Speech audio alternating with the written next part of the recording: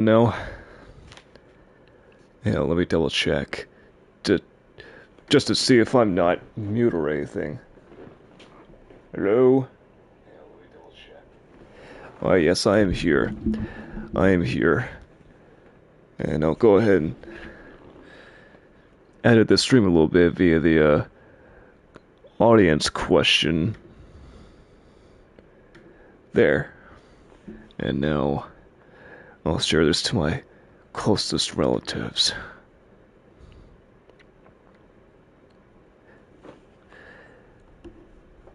And now this how I'm starting off the stream is clearly unusual. So here's the thing, I'm reorganizing my home. And originally I thought I was gonna do it by myself, but then I thought I did promise I was gonna listen to every single radio while streaming to get the full context. I have much to finish up. I have some reading in this game to do. I've got some reorganizing to do. I also plan to find one more cuttlefish egg. One more. And I think I know where. I think I know where at least one more is. Oh, sorry. That was just my stream popped up in my phone. Dory, just a minute. You... Actually, no. Dory, you'll be quick.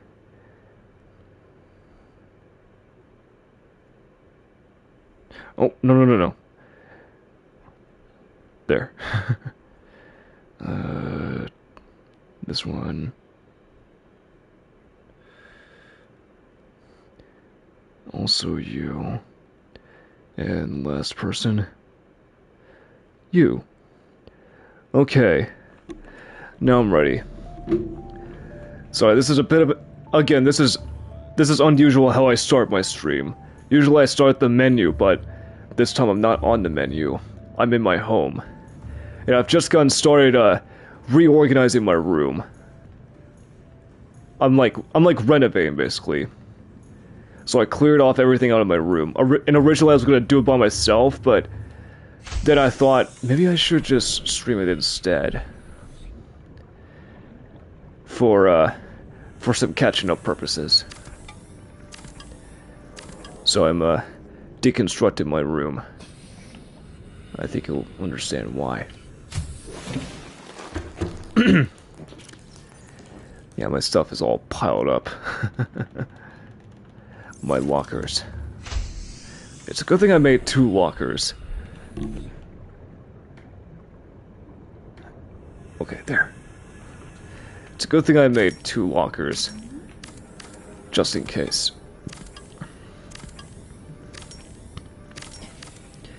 There's much to do. Alright.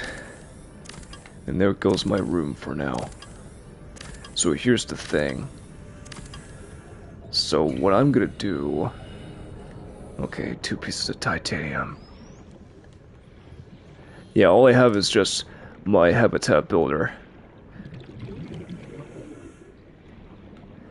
I'm just gonna get some scrap, some metal.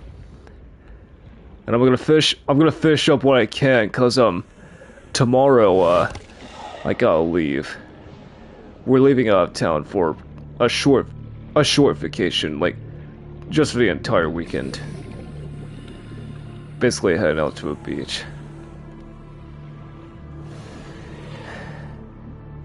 You know, I kind of find it sad to even think about that. With how our country is right now, we won't be able to do vacations much.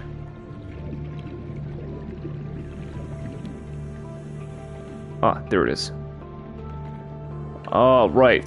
Inventory's full? Come on. Oh well, I'll get it later.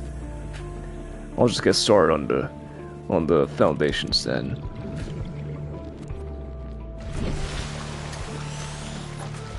So I'll get another cuttlefish egg in a minute. It's in a mushroom biome, and I think it's the one near where the Aurora crashed.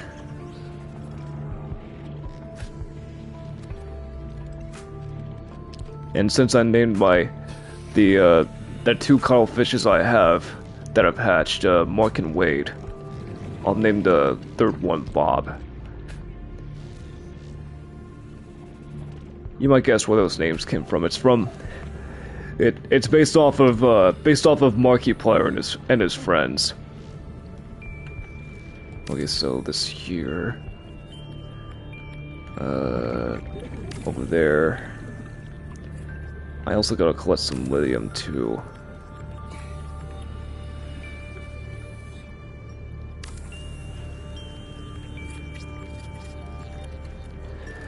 Alright. Got that. Yeah, there's gonna be much reorganizing to do. So... yeah, that's it. That's it.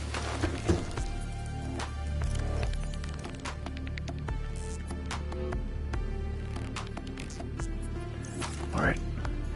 We'll put those satellites back on. Oh wait, radio! Forgot the radio. I want to have a listen. Oh wait, that's right, I don't have a radio. But I do have one in the live pod. What's here? Oh right, another pod.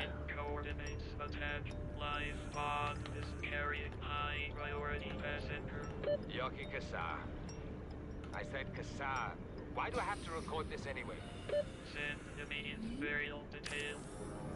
Signal location uploaded to PDA.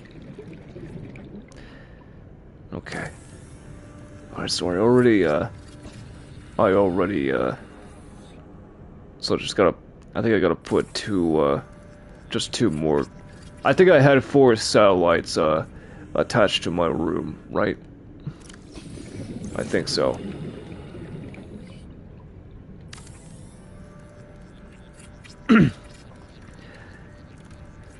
There. Alright,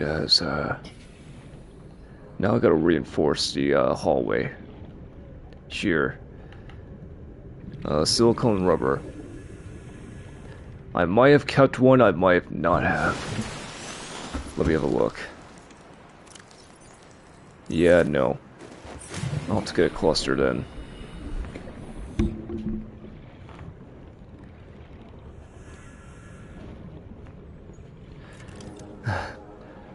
%, already.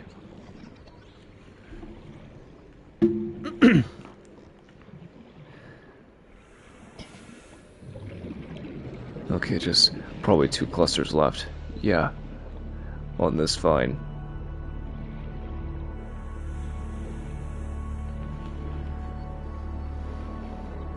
So I just need 3 titanium and 1 silicone rubber to build a door.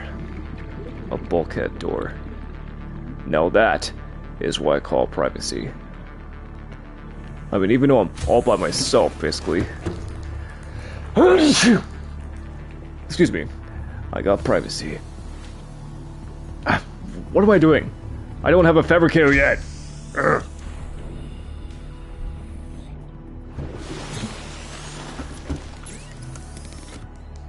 There. There. Alright, so now, bulkhead. Where can I... oh, wow. I think maybe right here is good. Oh, wow, bulkhead really does the trick. And now as, maybe I can put some windows across the hall. The hallway. Okay,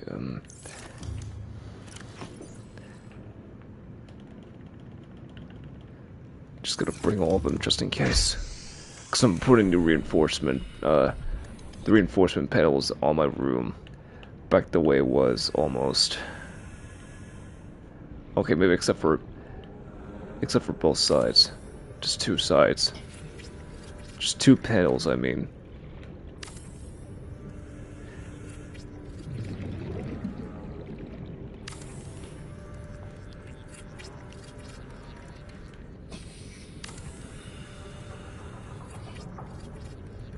Okay, also skipping that.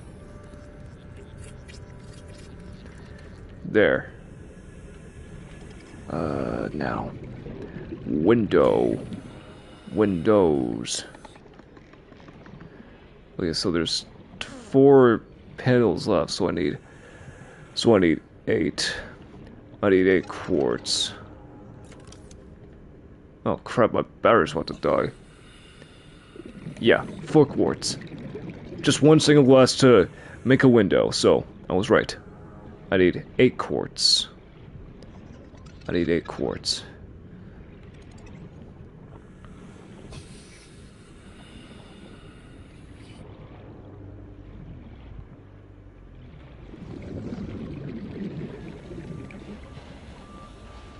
Yeah, come on. Quartz are pretty common here. I should find one already. Whoa. Sorry, I heard something bite. Pretty sure it was a biter. Oh. So got one. Where? Oh, that's another one. So got 1, 2. That's not quartz. That's salt. I don't need that. Bugger.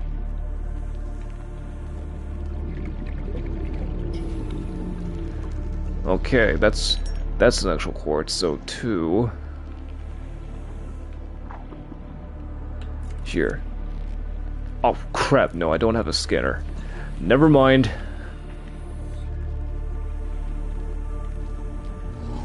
Let's see another. 3, 4, 5, 6. Oh, I did not get that pot. Let's just have a listen. What are you doing? You were gone so long. I thought you drowned. Put the flare down. I was going to try and attract someone's attention. That's not a distress flare. Stop waving it around like that. You'll catch the fuel line. Well, sounds like the fire catched the fuel line, causing an explosion.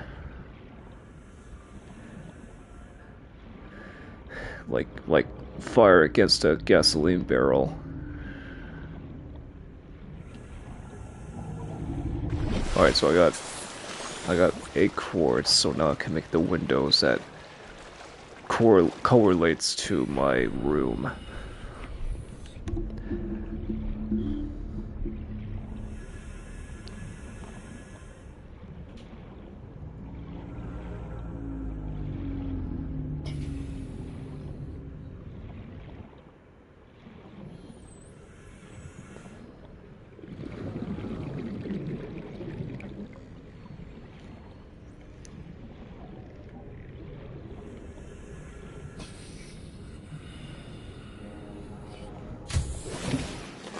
Welcome aboard, Alright, Captain. let's see.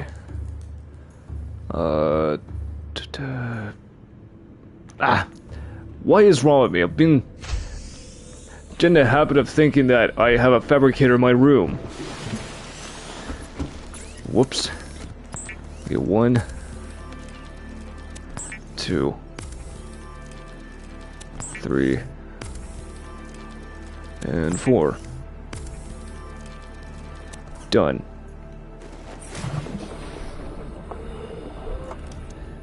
Right. I gotta change batteries anyway. Where are the batteries?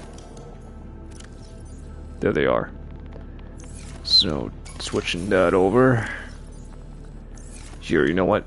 I'll charge it. There. Okay. Back to making.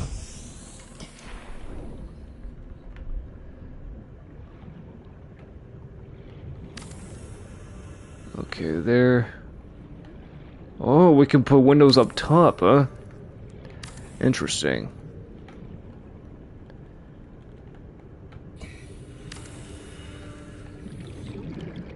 Can we put anything else on there besides windows? Maybe. Nope. I guess not. Okay. Now, how much for the... Just one single titanium. Okay. Wing. And boom. Just so it feels like a room. More comfortable, you know? Okay, now, what's the next step? Wait, duh. Of course, I need to get my room back. I think that's everything I need to get everything back to the way they were. Oh wait, no. Hang on. I need to make another piece of glass for the Markiplier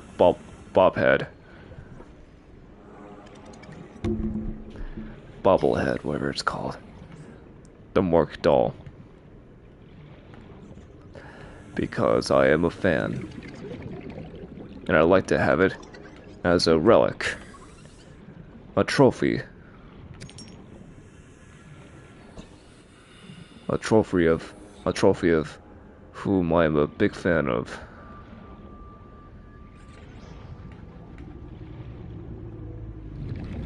God, there's gonna be another piece of quartz around here. There has to be.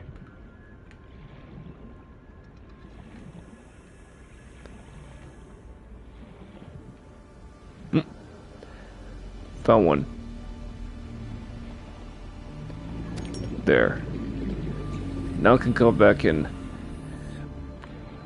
get my room back. Okay, and I have plenty of room to even hold the collectibles I got from the Aurora.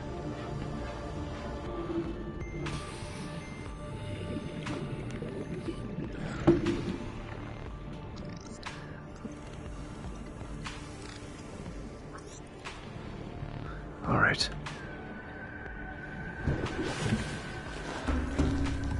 Alright, now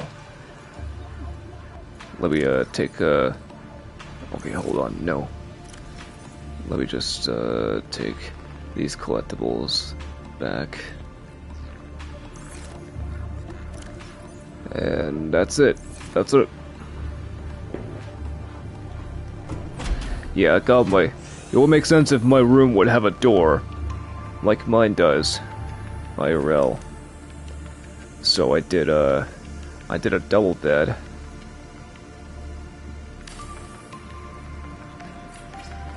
Alright, now for the desk, I did put it right here. Office chair. Because every desk needs a furniture, something to sit on. Alright, yeah. I gotta make these first. So, fabricator here. The medical cabinet next to it. And the radio will be in a different position this time. It's gonna go here. Okay, that's... Oh yeah, also the station. The mod station. Right there. So almost everything back to where they were. And the doll. The Mark doll.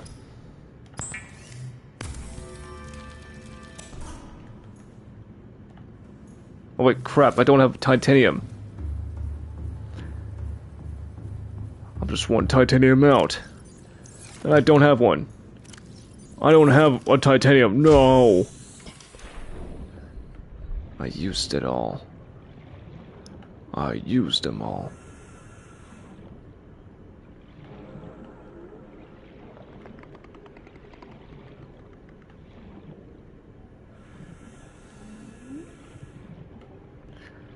Wonder if one limestone will give me one. Okay, not what I meant.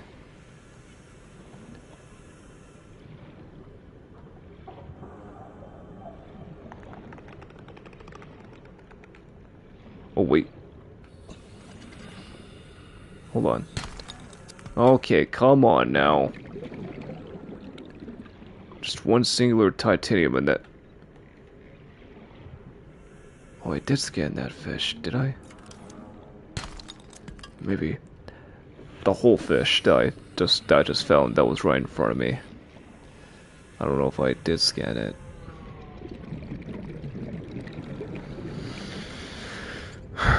Alright. Excuse you.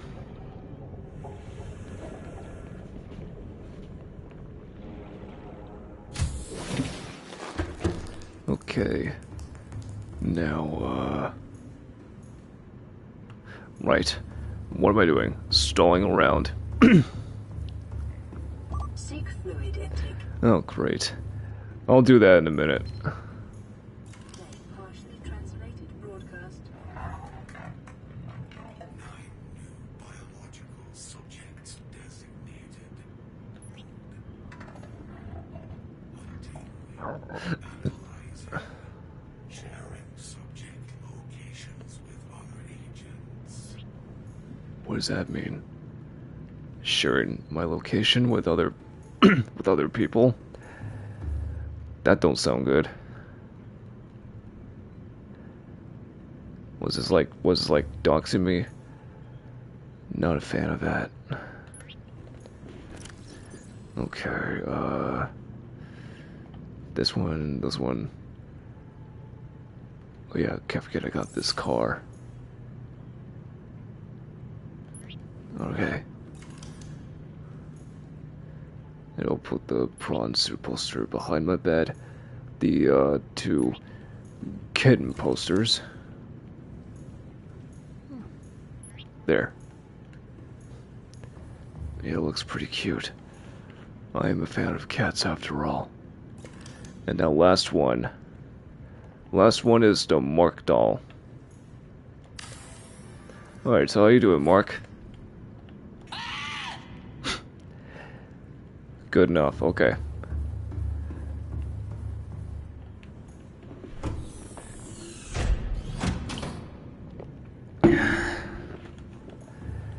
Okay, here, I'll just go grab a two out of the machine. Vital signs. Oh, yeah, I'm also getting hungry.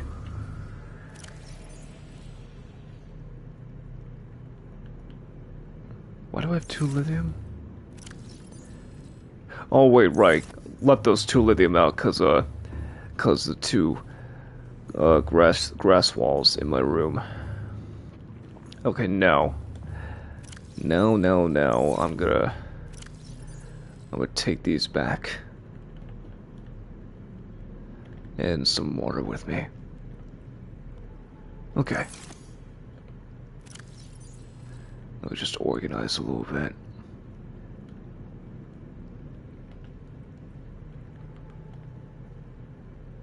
Okay.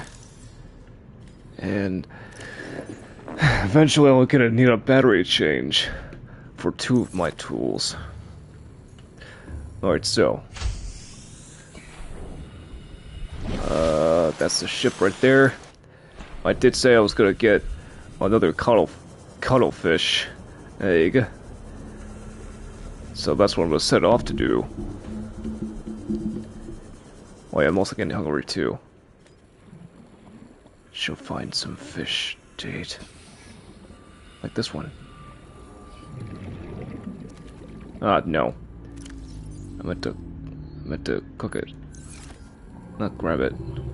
Or slice it, whatever. Yoink. Yeah. Reginald's are a good choice. They provide high sustenance. There.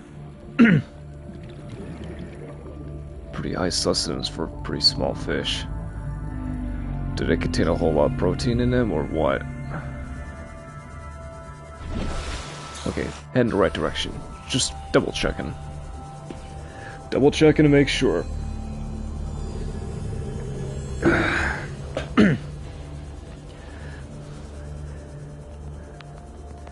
Okay, so...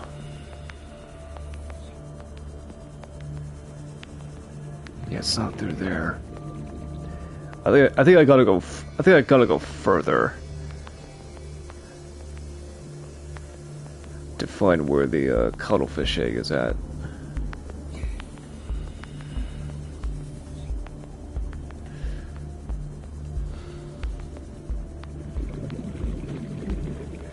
I think I might be getting closer. Maybe. Hang on.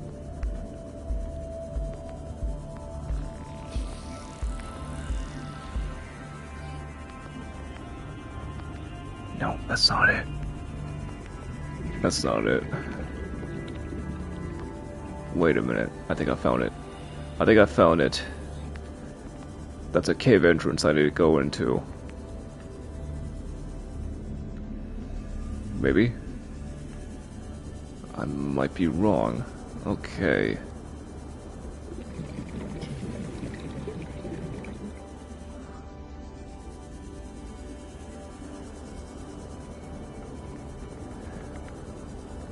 I thought that was the way.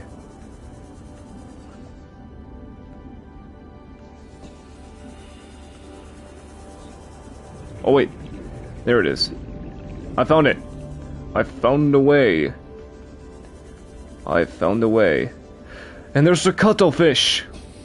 There's the cuttlefish. Why did I say cuttlefish? Like it's some South Park episode. There's some... hate to bring it up, a human centipede parody. You are currently inside a non-calcified. Okay, now I need to find a way out. Suggests it was eaten away by other life forms over many centuries to form these natural That's not good. caves. Okay, I think I found it. Yes. So I was a little bit afraid that I might be trapped and that I would drown to death.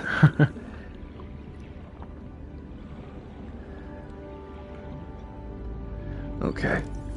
Now I'm bringing Bob home. So now we got a perfect trial. And that kind of makes sense because I didn't know where any other eggs were, the cuttlefish, until now. Before I started this, it was in a cave system that resides in the mushroom biome. And it kind of makes sense since the cuttlefish I'm bringing to me home right now, the egg is gonna hatch after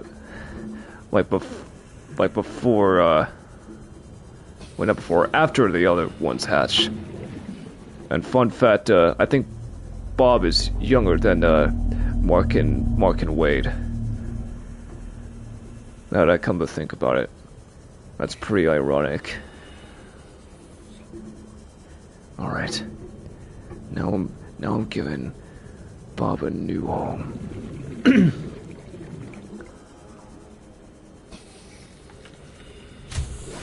All right. Welcome aboard, Captain. Okay, thank you. Yeah, we have a brand new cuttlefish now.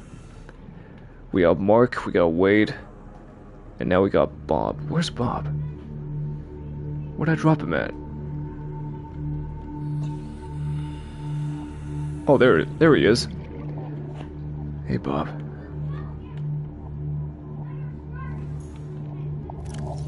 Okay, now, what was the other thing? Oh, right. You know, here. Might as well charge him right now. The Seaglide was already dead. Okay. Now I'm gonna come back into my room.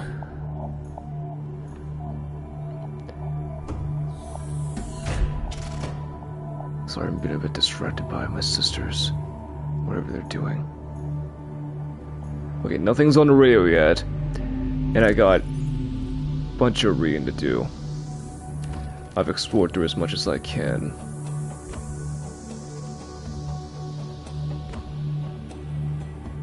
Okay, so I already listened to that. I don't think I listened to this one. The analysis circuits on the fabricator are fried. You can barely manufacture the most basic of materials. Want a battery? Here, have a children's toy. Need deep-sea diving equipment? Have some lab tech. Hungry? I'll turn that fruit into dust for you. Going forward with trial and error. I hit every button here has got to make something useful eventually. Okay, that one I did not read, I think. You have been infected with a previously unknown waterborne bacterium. It is currently multiplying in your bloodstream. Estimated incubation time, 2 weeks. Your immune system is currently combating the infection at low efficacy. Sorry, didn't know how to pronounce that. You may already be experiencing flu-like symptoms and skin irritation. These will likely be exacerbated as the bacterium takes hold. Your immediate priority should be abatement and eradication of the infection. Recommended steps: salvage further alien research data on a possible vaccine. Investigate the mechanisms which have enabled the indigenous ecosystem to inhibit the symptoms of the infection. No need to worry about that, I'm already cured. Thanks to the Sea Emperor. Yeah, that I definitely did not read. Anyone, there's something on the radio. This is Sunbeam. You know Aurora. We're from a little transgov on the far side of Andromeda. We have a saying there. There's no bad without the good, no good without the bad. Sounds like you tasted a bunch of the former. That only means you're overdue a whole lot of the latter. Might just be we're it. We're scanning for somewhere to park. We'll be in touch when we find it. Sunbeam out. Yeah, I'm pretty certain that's the rescue team. Alright, now. So I'm tripping on my bed. Enzyme host peepers leaving the containment facility. The outflow pipes are filled with peepers traveling back towards the surface. Specimens show no symptoms of infection. All specimens scanned are carrying enzyme 42, which data suggests inhibits the bacterium. Specimens in stomach cavities are otherwise empty, suggesting they may have purged the contents before entering the pipes. Assessment: if peepers have evolved to distribute the enzyme via the pipe network, this may explain part of the mechanism by which life on 4546b has survived since the bacterial outbreak. Hatching enzymes. The Emperor specimen's eggs are attached to some form of incubator. In a normal life cycle, it seems likely that sea emperors would have buried their eggs in shallower waters, where different organic materials in the soil would have triggered a hatching response. The incubator suggests the aliens have restored to developing artificial hatching enzymes, which would simulate the eggs' natural hatching environment, but were unable to discover the formula. With extensive information on the sea emperors themselves, it may still be possible to fabricate an artificial hatching enzyme using indigenous ingredients. However, the only surviving source of that information may be the sea emperor itself. Excuse me, man, I gotta warm up my coffee. I'll be back.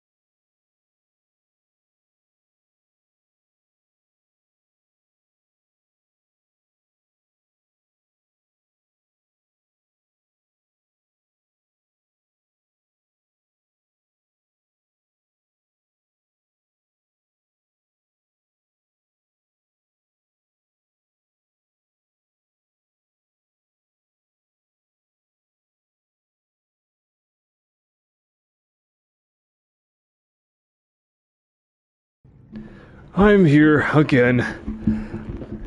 I warmed up my coffee. I'm gonna continue reading everything I missed out on. Peepers entering the containment facility. The pipes drawing water into the containment facility are filled with peepers arriving from the surface. The fish show no signs of distress. The specimens scanned have all consumed high quantities of seeds and organic matter from the surface. Some specimens are beginning to show signs of infection. I think I read this one before. Yeah, I did. I did as well, but not the egg casing and fetus of the Sea Emperor. Sea Emperor egg casing. Shell composition. The shell casing is formed from thick layers of carbon composite, suggesting an extensive gestation period. This Leviathan species may give birth just once per century, perhaps just once in their lifetimes. Shell casing incisions. Precise incisions suggest a laser-based tool was used to cut open the egg casing and forcibly remove the fetus inside prior to full gestation. Oh. Hey, Amelia. Hey, Sweet Pea. So I got one of my cats on my desk now. Ah. That's my coffee, miss. That's my coffee, Amelia. Watch it. Anyways. Sorry, my sisters. They're always on no matter what. Even when they knew I'm live. Analysis. Time pressure to develop a bacterial vaccine may have driven the alien researchers to cut open this egg and remove the fetus for study. It is also possible that, removed from its parent and natural habitat, some vital condition for the infant to hatch naturally was not met. Sea Emperor fetus. Found preserved in a display case, it was likely a child of the adult specimen contained within the facility. Physiology. Superficial damage to the specimen indicates it was artificially removed from its egg casing. Stunted tissue development suggests the organism expired during the removal process. Tissue samples have been taken from the digestive tract. Analysis.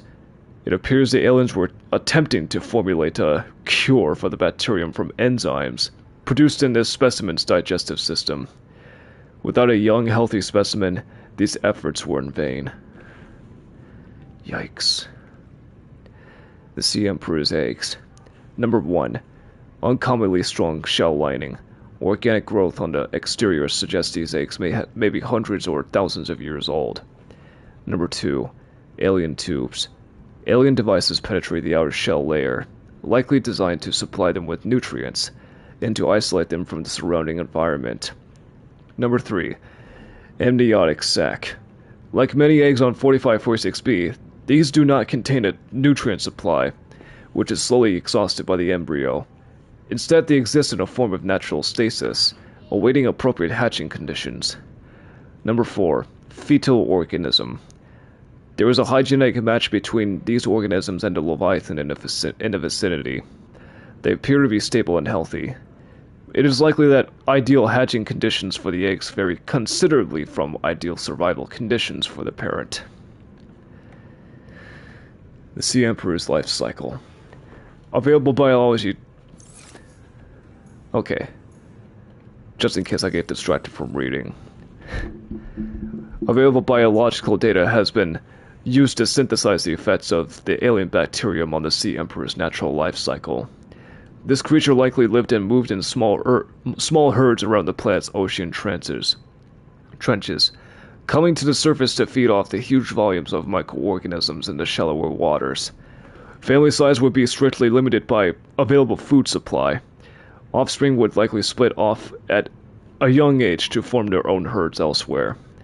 Given their sparse population, mating and egg-laying was likely infrequent, perhaps a once-in-a-lifetime event. The species likely had a preferred environment for egg-laying. In fact, successful hatching may depend on such conditions. Given the rarity of this event, it is impossible to calculate those conditions precisely. There is no evidence to support the assumption that all members of the species were immune from the alien bacterium. Even if this is so, there is evidence that introduction of the bacterium decimated life on the planet. and this would have had catastrophic effects on the Emperor's food supply and survival rate. The symbiotic relationship between this specimen and other life forms likely developed as a direct result of the bacterial infection. Those life forms which learned to keep the Emperor alive survived with its help.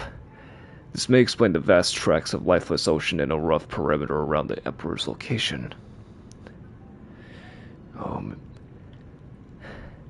I guess that kinda sucks. To be a sea emperor, right? Poor thing. Yeah, no, I definitely read through those. Ones. Had to skip them up because I did read them once, but remember the one time I did not save. So there's stuff that I read and just gonna unhighlight them. But these artifacts, I definitely did not read through. That I found in the facility deep down below before I met the Emperor herself. Alright, anyway. Alien building block. This rock-like object features organic as well as mechanical parts. Biomechanical, we should call it. And there is some genetic and technological crossover with the design of the self-warping constructs encountered elsewhere. The warpers. It appears to serve no purpose in its current state, and is awaiting some kind of activation sequence. Material such as this may have been a fundamental building block of the aliens' technology, or even of the aliens themselves. Interesting. Alien carving. This carving is hundreds of thousands of years old, and made from the unrecognized natural fiber, grown on an unknown planet. It bears striking resemblance to the old Earth yin-yang symbol. Two competing theories may explain the similarity. Number 1. Aliens visited Earth prior to the 4th century BC, and influenced the development of ancient Chinese philosophy. Number 2. The concept of yin and yang is universal, since yin and yang describes the fundamental interdependency of seemingly opposite forces. It may be a necessary existential understanding, in some form, in all sufficiently developed civilizations. The tapering of two circles, union, into opposed and infinitesimally small points, the finite, is one logical way to represent this understanding. It may have been developed independently by species other than humans. Ancient history, I should say. Oh, there's a radio. What's that? This is Life Pod 4. Number 4. Landed close to the Aurora. Flotation device is active, but we've got some big old fish in the water with us. I don't know how long we're gonna last. We're close to the crash site, so bring radiation protection. 4 out. Signal coordinates corrupted. Approximate transmission origin reported to date to bank. Alien rifle. Strong resemblance to human weaponry in form. This device must have been designed with a humanoid user in mind. Whether the aliens that built the structure were themselves humanoid, or otherwise employed the use of humanoids is unclear. What is clear is that they considered defending this facility a necessary precaution. There is no obvious way to remove the rifle from the case. Alien statue. This artifact is unpowered, suggesting it serves a ceremonial rather than practical purpose. The pyramid resembles vines, spiraling upward toward the warm, blue stone mounted above it. It may represent a plant found on the aliens' homeworld, a building of religious import, or even the gravitational pull of their home solar system. Like a symbol or something, like a monument. I get it. Ancient Earthblade. An ancient Earthblade dating back to the 13th century. Blood samples on the blade matched the DNA of 7 separate heads of state from the period. This evidence supports the theory that the aliens are an ancient, space-borne civilization, engaged in the surreptitious study of less developed species.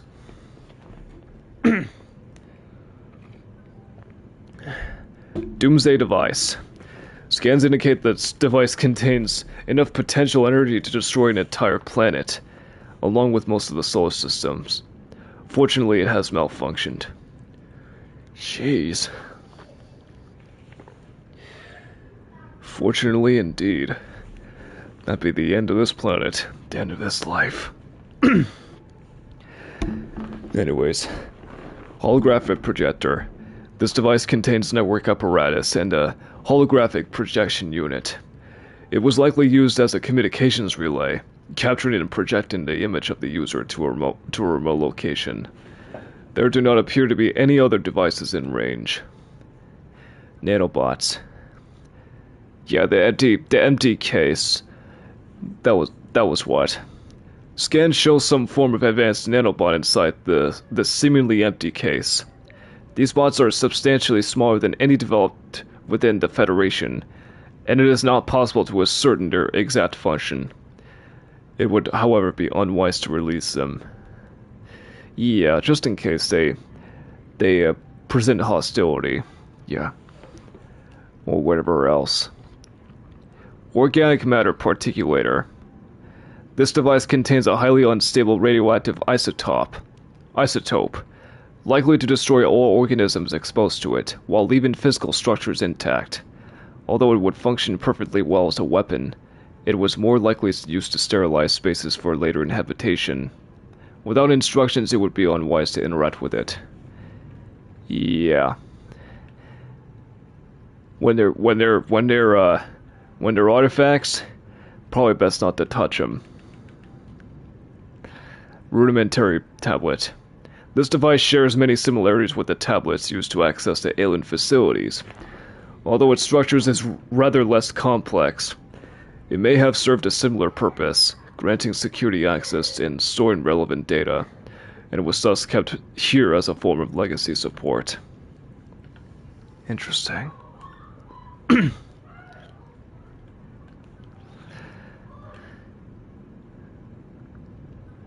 So it's a legacy tablet. Anyways, tracking implant. This construct is emitting a high bandwidth signal consistent with alien transmissions, intercepted elsewhere. DNA on the exterior indicates it was once implanted inside one of the life forms in the genus 2, 4546b. Its size suggesting the subject was a Leviathan-class organism. Beyond tracking and broadcasting its location, the implant may also have recorded biological data on the subject. However, this data cannot be retrieved. Translation device. This device stores linguistic data from over 1,000 different languages. The core of the device may allow alien text to be read and translated. Analysis of the onboard data reveals a number of ancient Earth languages, and the term CHBC Live appears many times in the device's data. The import is unclear. The device seemed to be configured to translate into the designer's language. It will not work the other way around. Oh, my mom's home for a break.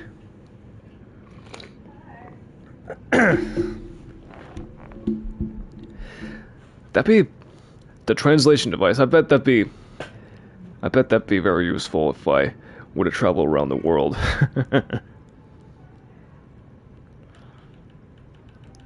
I think I read through some of them. Yeah, I did. Alien flora research. Local plants being held in stasis. The aliens evidently saw an extensive knowledge of the plant's ecosystem, which would have been necessary to support any live specimen research. Oh. Hey, Sweet Pea. Yeah, right, she uses me to get down from my desk. Yeah, I don't think I've read this one. Alien robot. This device is of alien origin, although its design is relatively simple. Number 1, purpose.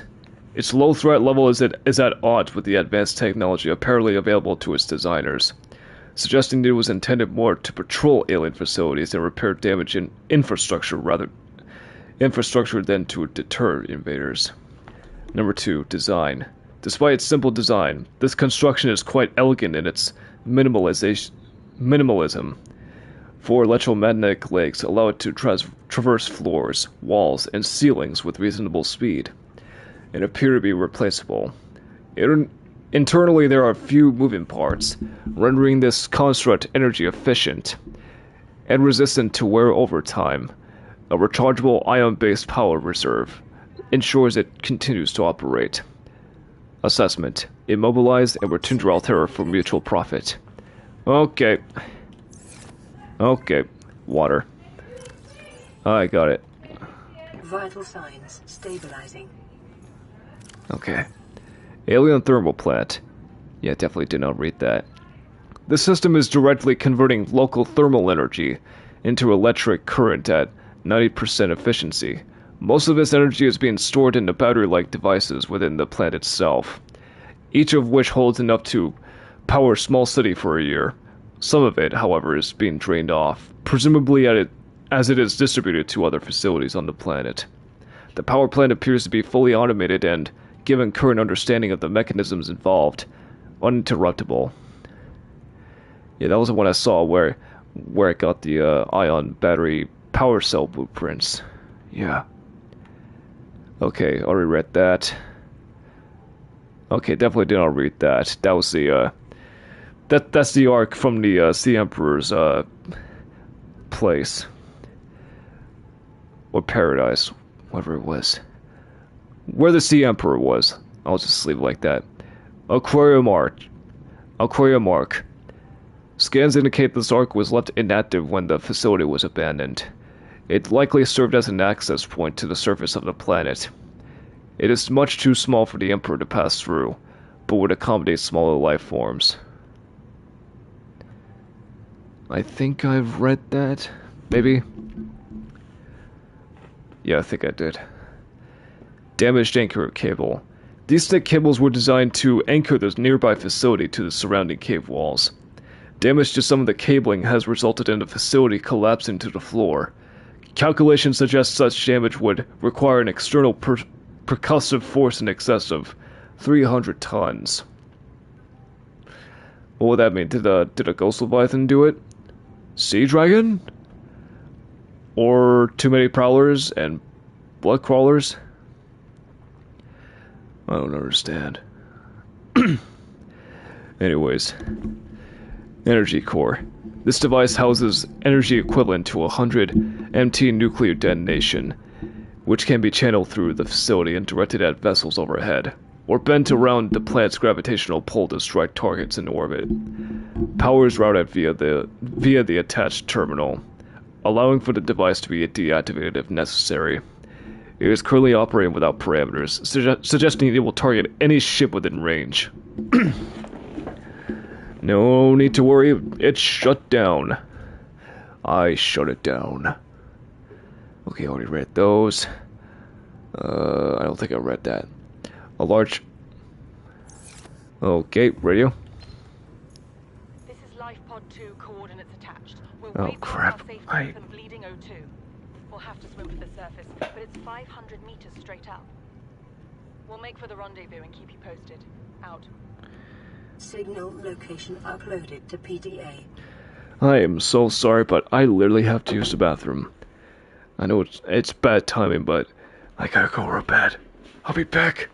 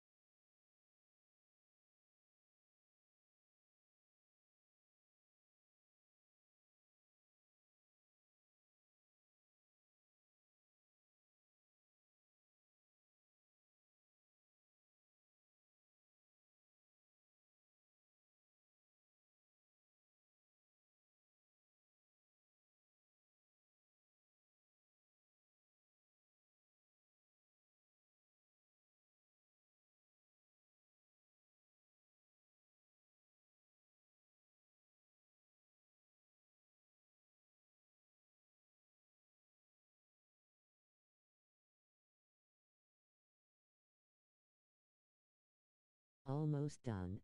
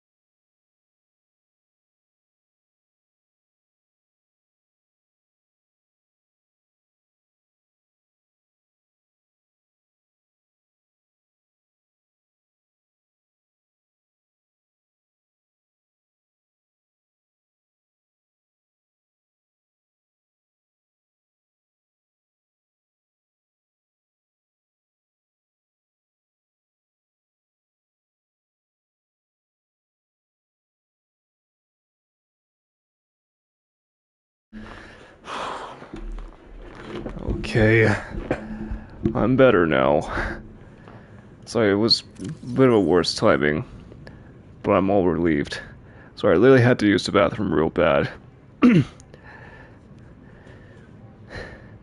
I'm back, I'm better. Research equipment, a large laboratory table and... Wait, did I read that? And accompanying scanners and corporate technologies far beyond our current level of understanding. Wait, I did read that, never mind. Research probes. The prominence and facing of these alien devices suggests they are some kind of probe or sensor.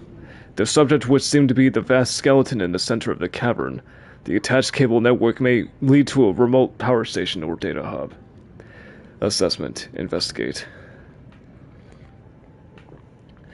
Alright, I definitely read the warper parts. I definitely did.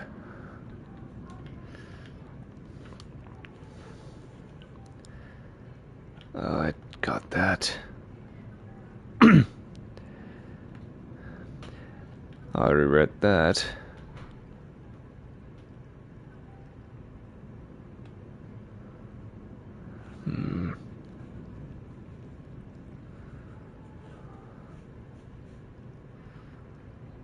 Did I read that? Maybe I did.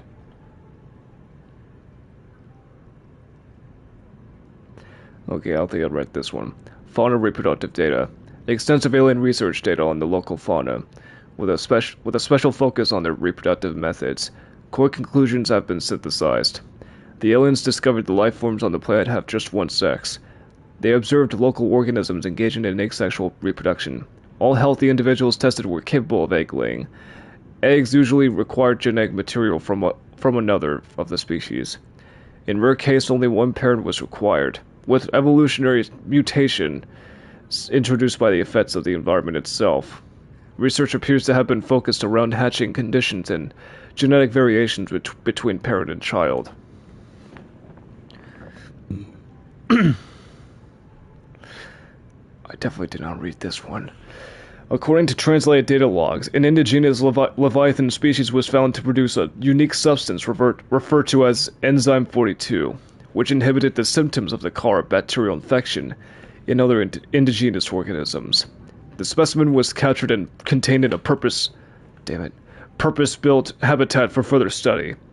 The alien researchers went to great lengths to provide for the lifeform's environmental needs, including the import of interdependent flora and fauna via an on-site warp gate.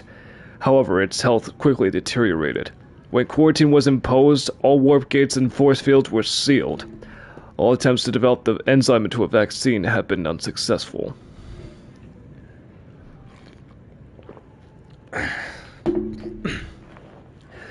Fossil data. Fossil data recorded from the volcanic rock that was excavated to construct the alien power facility. It has been possible to extrapolate a number of key trends. Genetic divergence.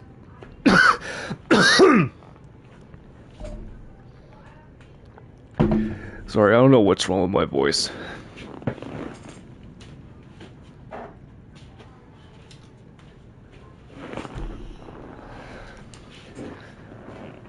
Sorry, I got my water.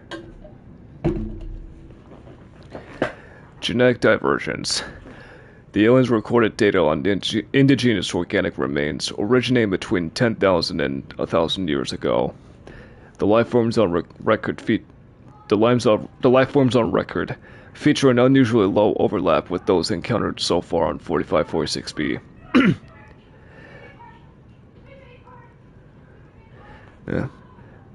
It's my family. Extinction event. Soil samples from 1,000 years ago contain 300% higher concentrations of organic remains than the soil average. Data supports a mass extinction event, killing off a majority of species and forcing rapid adaptation amongst many of the survivors. Ion power data.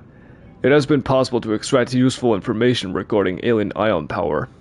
Ion cubes are grown artificially from a mineral substance and are treated to remain in a stable state despite the huge ionic energy contained within. By installing an ion cube in an appropriate device, this energy can be released as electrical power. Using this knowledge, it has been possible to synthesize new battery and power cell blueprints, which leverage advanced ionic energy to blast considerably long. Not last. What's wrong with me? Okay, read that. I did not read this one. See Emperor Leviathan research data. Specimen size categories have been adjusted upward to accommodate this species.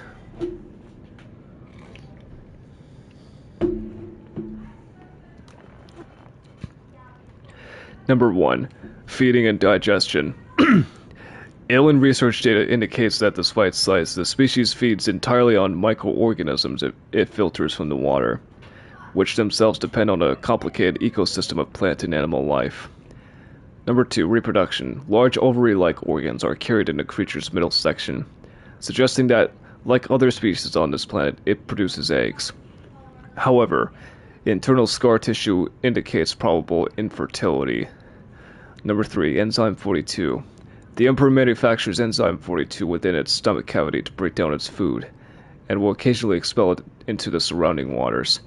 The substance was found to neutralize the effects of the bacterium, and its presence in the ecosystem today would explain how life on the planet survived the outbreak. It would remain to be explained by what mechanism the enzyme is being delivered. Number 4. Health. Comparative analysis of size and metabolic rates indicates the specimen captured by the researchers was approximately 1,600 years old.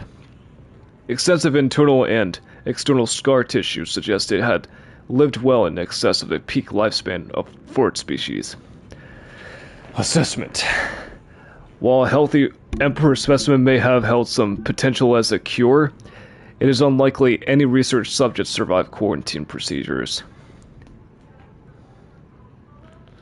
Okay, definitely read that. But not that one. Ventilation control. Water... Water flowing to and from the primary containment facility is being automatically controlled, independently of other safeguards. Data on the water composition has been recorded. Inflow. Water is being drawn from different biomes around the surface of the planet. The water temperature is considerably lower than a volcanic environment. Outside the facility, while microorganism and nutrient counts are substantially higher, outflow, oxygen-deprived water is being flooded from the system and recycled back to the surface. Yeah, I think I already got that one. Yeah, I know where that pod is. Gee, let me just go get that real quick. And here I'm taking my bumblebee tuna with me. Bumblebee tuna? Bumblebee tuna. Here we go.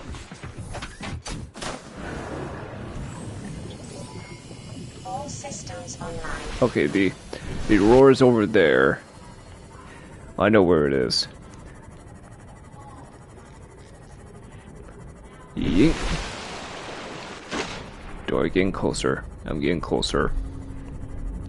Yee.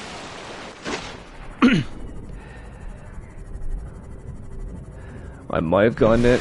I might not have.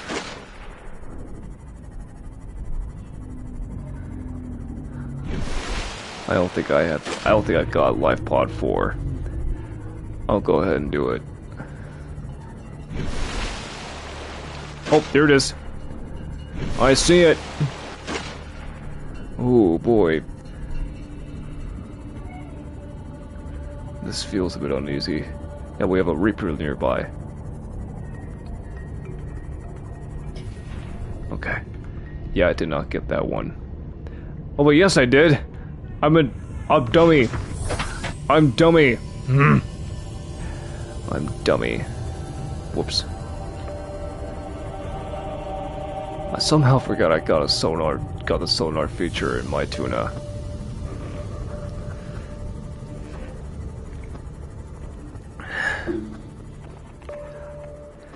Yeah, this makes a great alternative for vision, especially in the dark. Some kind of light source.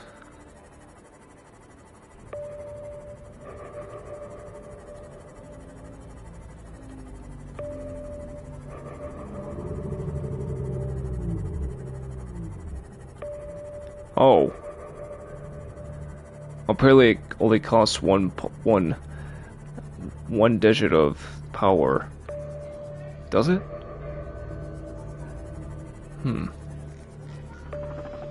Okay, never mind. Never mind. Coming back. Welcome aboard, Captain. Alright. Well, that was a waste of time. Hey! Bob's grown. Mark, Bob, Wade, welcome. Sure. I've kept you contained for so long, Jelly. Let me get you to your right habitat.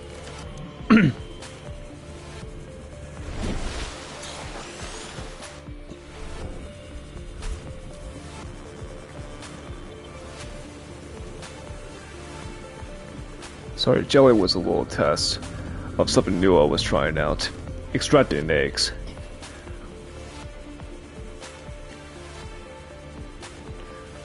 And I know where jelly rays usually reside in.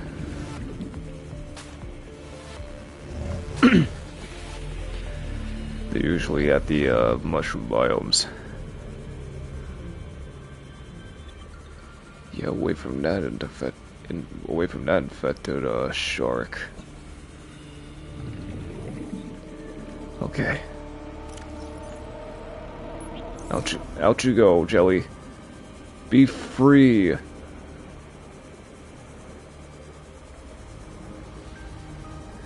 Okay.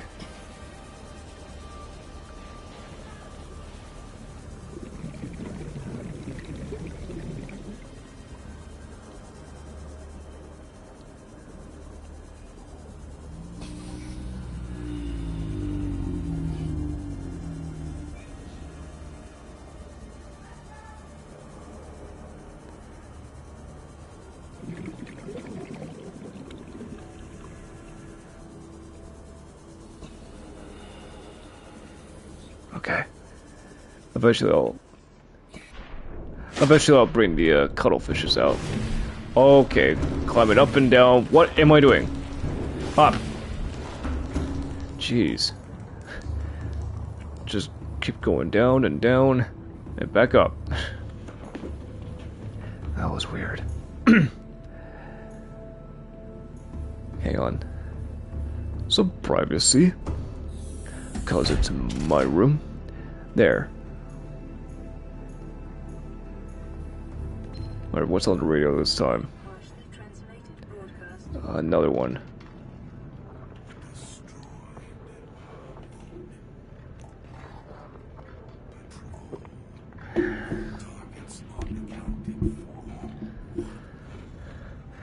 Does that mean me? That feels uneasy. Okay, already listened to that. Okay, what did I miss? Okay, that's, I also listened to that. And also that.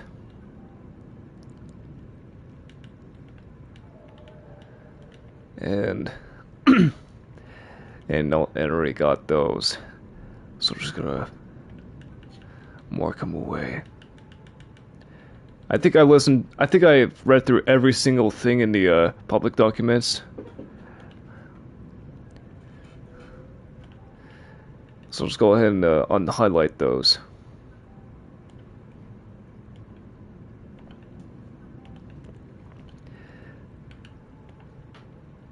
There.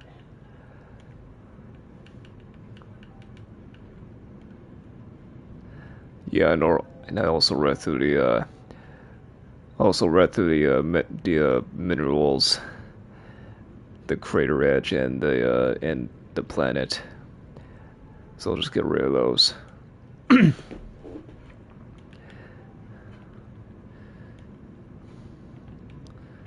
Oh, great, I'm getting hungry and thirsty. Unhighlight it! There. Hang on a minute. I gotta go get some food. Maybe just something from my garden. There.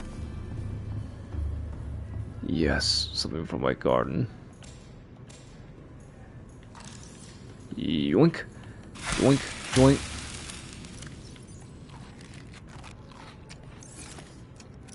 Ah. Potato. Potato. More. Okay. Done. How you three doing? You know what? I'll take one of you outside to play with. Yeah? Actually, no, I'll take all of you with me. Mark, Bob, Wade. We're about to go outside.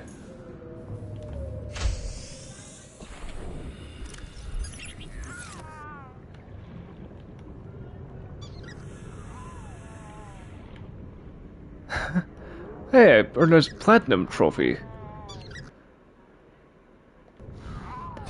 Yeah, men's best friend.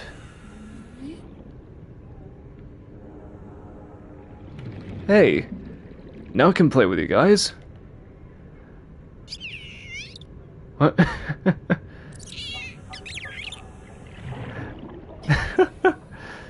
I can play with the fishes playing tricks.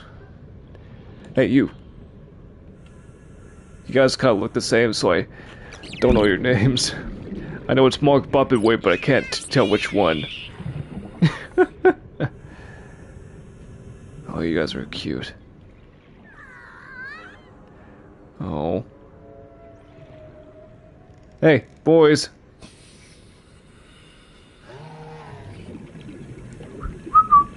Boys.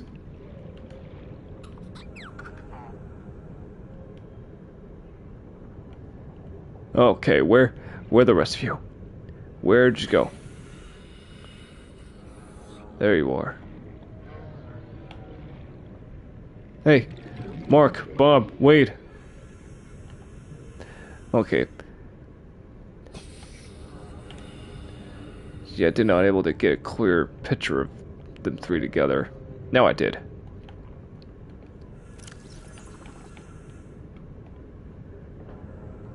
Yeah, much... maybe more clear. Maybe I might try again.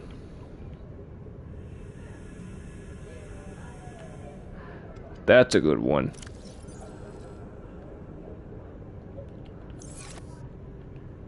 Hey, you. Over here.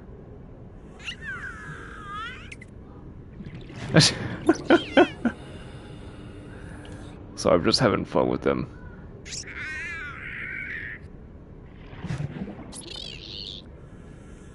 Just, where did I get those treats from? Those are treats, right?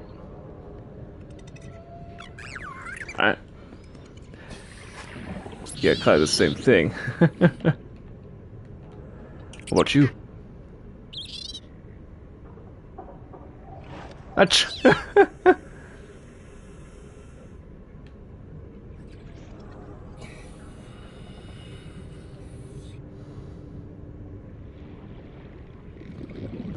Hey, Mark, Bob, Wade, over here. I'm gonna come back inside, okay? Because I got reading to do. Maybe I should put up some windows. Maybe, I don't know. Mark, Bob, Wade, are you guys around? Oh, good. Hey, guys. So they do stay around. Oh. Alright, I'm gonna go inside. I got reading to do. Yeah, I got the glass dome ceiling.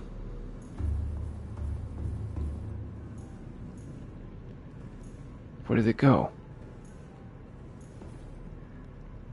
Did he follow? What's on the radio?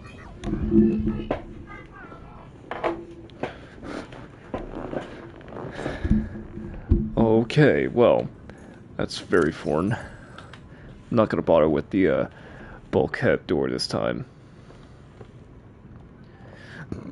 Okay, I read through these.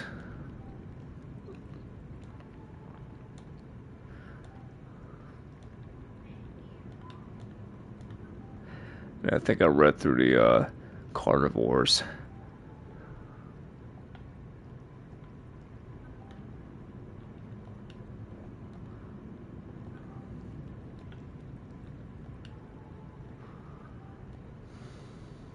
Yeah. I think I stopped at the diseased part. Yeah. Ancient fossilized skeleton. The skeleton of a million-year-old armored carnivore.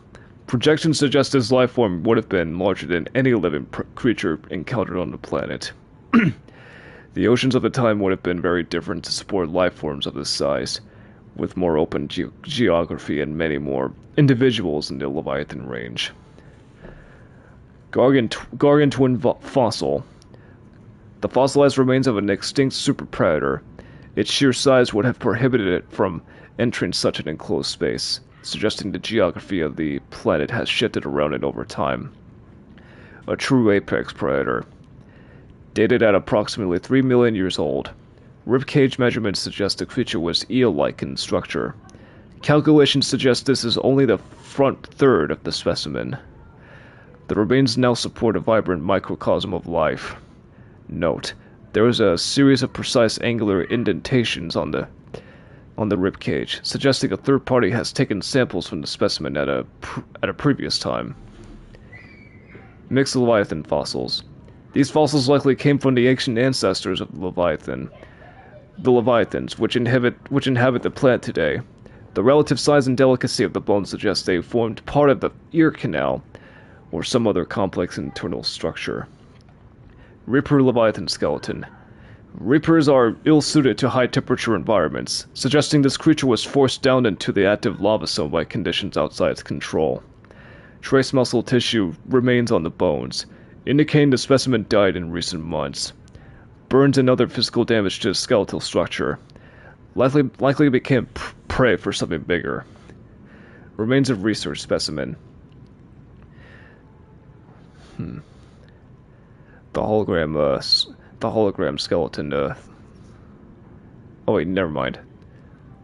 That's just a mirror hologram image of that skeleton. Anyway, the skeletal remains of a vast predator housed within an artificial habitat. Number 1. The environment constructed to house the specimen suggests it was kept alive in containment for research purposes for months or even years. Organic matter indicates the habitat once supported extensive plant life.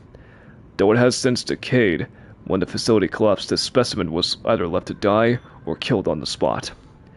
Number 2. Evolution. While it shares some skeletal traits with the biter and sand shark, including its distinctive double eye sockets, this fossilized specimen is significantly larger and features unusual forearms, rarely seen in aquatic species.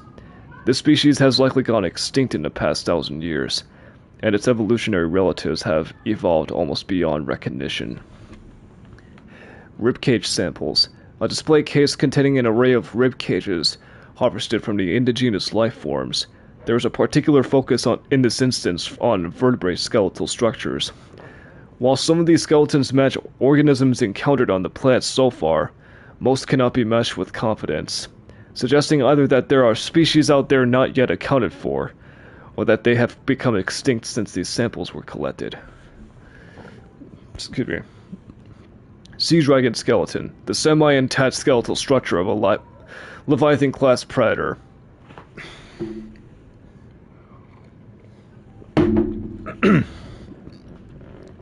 Number 1.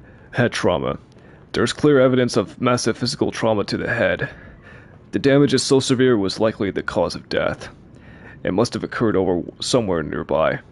Damage is consistent with the high-speed collision with a solid object. Number 2. Age.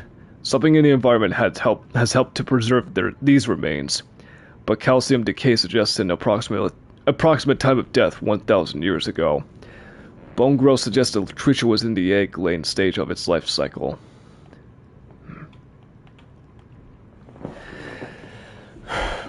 Herbivores. Large. Crimson ray. One of the largest rays on the planet, displaying generally docile behavior. Number 1. Thick scaling. Scales formed on the skin protect this ray from extreme temperatures, allowing it to survive in areas unpopulated by competing scavengers. Number 2. Forward-mounted eye sockets. Suggests a predatory evolutionary history, left behind long ago. Assessment. Inedible. Cuttlefish! I like that it says on the bottom right, number 2. It's friendly. A small gray-colored herbivore, the cuttlefish displays high levels of intelligence, curiosity, and attachment. Strangely, the species has not been encountered in the wild, and the scanned specimen had to be artificially hatched within an alien containment unit. Number 1. Life cycle. In the absence of wild specimens, little can be known for certain about the cuttlefish's life cycle. It is possible that environmental conditions have changed, forcing the species to the edge of extinction, and leaving its eggs in permanent stasis. It is also possible the cuttlefish has been genetically altered or even imported to 4546b from another world. Number 2. Behavior. We do know that the cuttlefish is a herbivore, which displays highly social behavior in its interspecies interactions, as was observed in Earth dolphins before their extinction. This creature seems to understand the concepts of other minds, the prime indicator of true sentience, and attempts to communicate with a series of chirps and chirrups. Number 3. Interaction. Evidence suggests the cuttlefish is capable of understanding and following simple commands, in addition to assessing the emotional state of individuals around it and responding in kind. Assessment.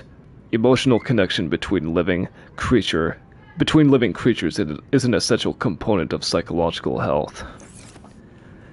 Yes, speaking of which, what the... Hey! They're here!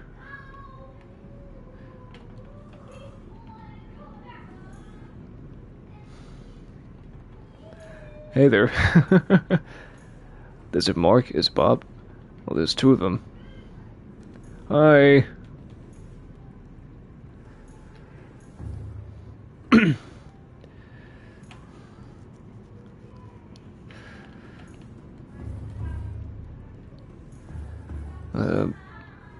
Okay.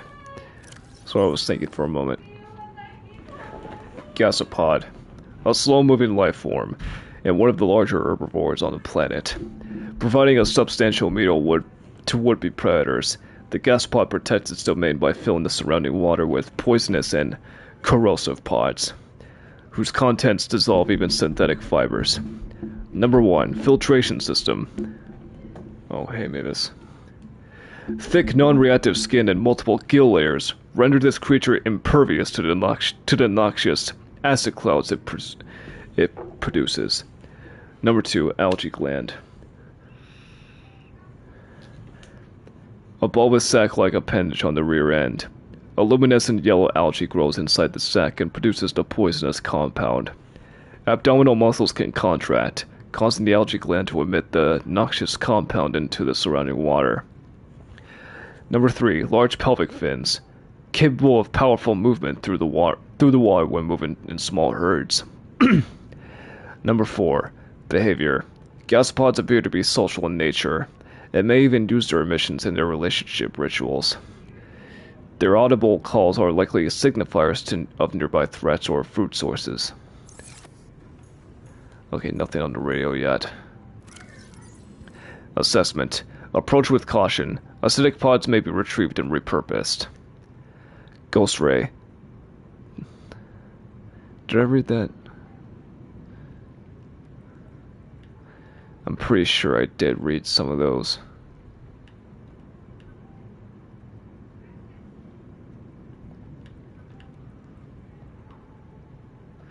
You know what?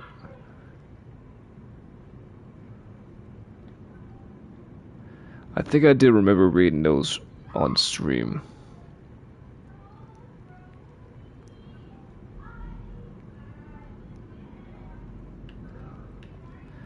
Yeah, I think I did read them. Sorry. Bladderfish. This unusual herbivore appears to be mostly defenseless, and bears little resemblance to the other life forms around it. Number 1. Semi-permeable bladder. The bladderfish is able to filter air and seawater into its body cavity through a unique membrane which surrounds its spine like a bladder. This allows it to remove and consume organic particulate caught on the way, and adjust its buoyancy. Number 2. Open-ended vascular tubing. Can be angled and contracted to pump out water and achieve low-velocity, guided propulsion. Largely oblivious to threats, and practically immobile at night. Its only identified defense mechanism is that it's composed almost entirely of water, air, and cartilage. Assessment. Edible. Oxygen may be retrieved from the bladder and added to tank on consumption. Membrane has implications as a natural water filter. Boomerang. Herbivore encountered in large numbers, found to frequent shallow waters and move in schools. Number 1. Serrated teeth. Suggest adaptation for grinding corals other herbivores are unable to digest. 2. Twin fins. Unusually, this species' two fins are a cartilaginous extension to its skeleton. They are less prone to damage and provide superior propulsion, but are also harder to grow back. The bright blue tips are in fact the ends of its digestive tract, where the luminescence of the corals it consumes is most focused. Most active during daylight hours, and prone to flee on approach. The boomerang can more easily be observed at night, when its luminescence gives it away, and it seeks the shelter of the seabed. Assessment. Edible. Eye. An extreme evolutionary adaptation where 90% of the lifeform's body mass is dedicated to the ocular cavity. Number 1. Oversized eyeball. Deep-set rings in the lenses suggest specialization for identifying its predators in low-light environments, long before they come into attack range.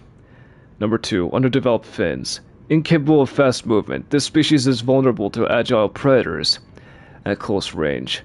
Shark species may have evolved hunting techniques to close on the eye unseen from above, below, or behind.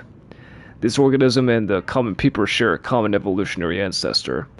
While the eye has sacrificed maneuverability, it shares and enhances its cousin's powerful eyesight, The ancestral alpha peeper may have been one of the first life forms on 4546b to develop eyesight many millions of years ago. Assessment. Edible. Low calorie count. Garyfish. Slow-moving and curious herbivore.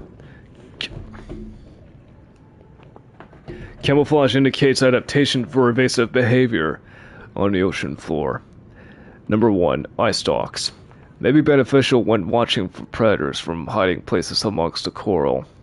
Number 2. Behavior. More active during daylight hours, but slow and docile at all times. The garyfish's survival depends on a combination of camouflage and predators who can get a more filling meal elsewhere. Assessment. Edible. Whole fish. I did scan it. A very small herbivore found in low numbers, often around cave system entrances where their skin coloration blends into the background. Number 1. Bored out tail fin. By manipulating the size and shape of the hole in its tail, it can perform unpredictable maneuvers. Number 2. Size. Smaller than most other herbivores, presumably due to lack of vegetation in low-light environments. Assessment. Edible. Hoopfish. Small school mentality prey fish with a unique method of propulsion, and a distant relative of the bladderfish. Number 1. Antenna. Rather than swimming, this lifeform uses the fine green antenna which encircle its body to alter the composition of the water in front of it, allowing it to sail into the low-density space created. Number 2. Purple-green coloration.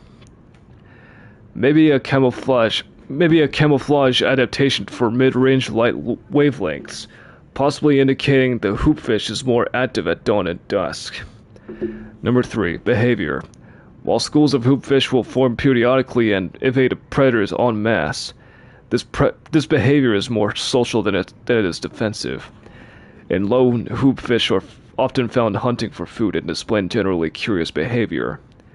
Assessment. Edible.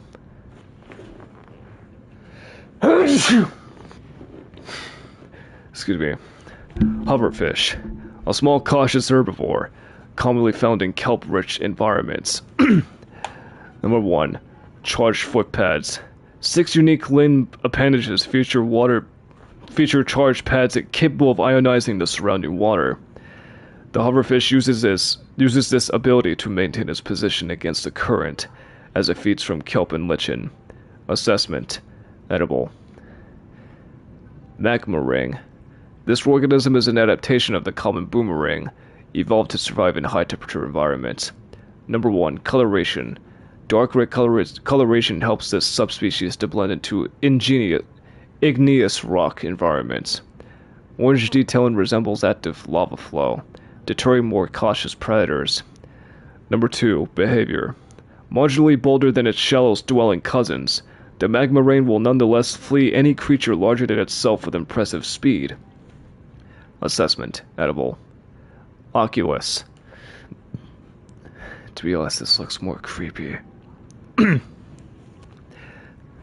The specimen shares genetic similarities with the common peeper, while the shallows and the cave systems are separated by just a few meters of rock. Foodstuffs and threats in each biome are completely different.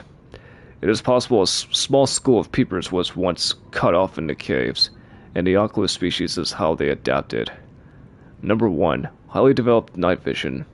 Large complex eyeballs provide this herbivore superior vision in the dark, and an intense phobia of light. Number 2. Lack of beak. Yes, there's no beak. While the peeper uses its beak to break down tough corals, the oculus likely feeds on the soft fungal growths of the jellyshroom caves, and thus has no need of one.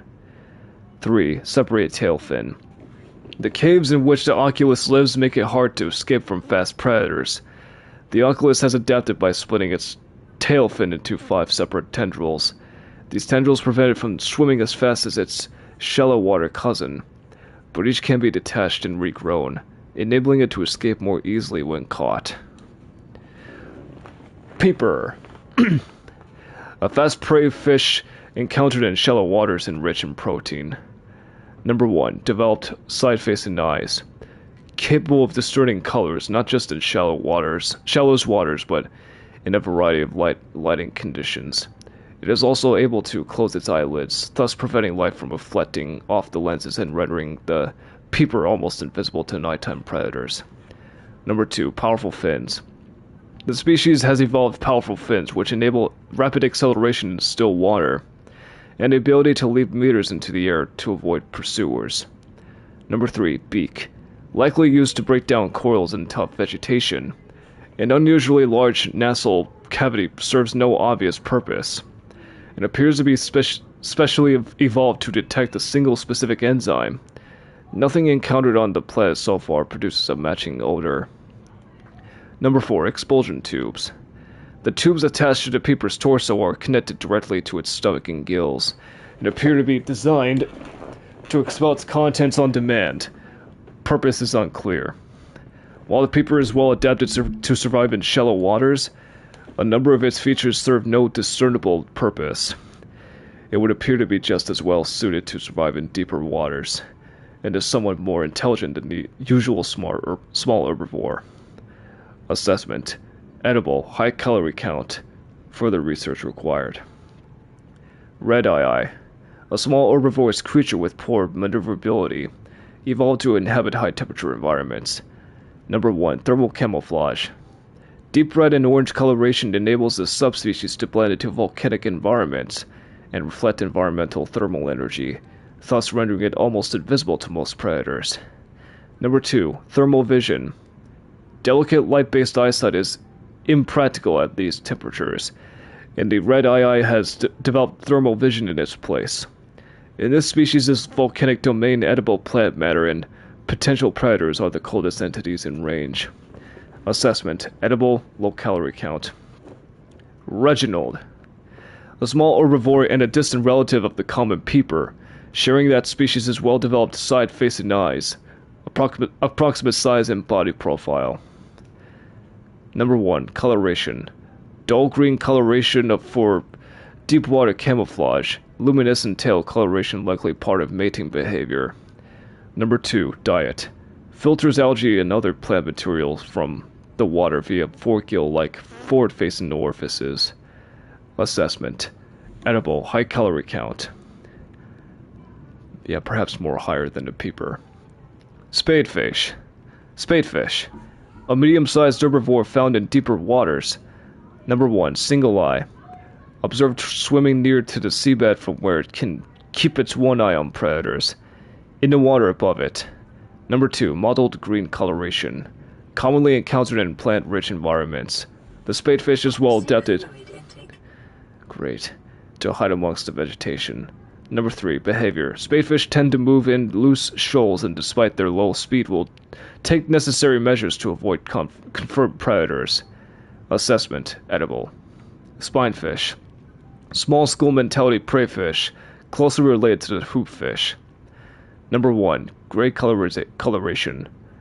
A combination to near translucent flesh with white, rib-like markings, giving this fish a deathly appearance. It takes advantage of this to avoid the attention of its predators. Number 2. Behavior. Moves in schools for protection, but will disperse and flee if necessary, whereon those fortunate enough to escape the gaze of their assailants will make for the seafloor and hide amongst the detritus. Assessment. Edible, low calorie count. I will move on to the leviathans, but just a minute. I'm getting hungry and thirsty again.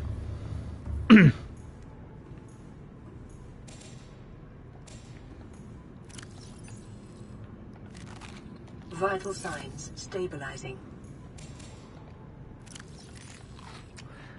Okay. There.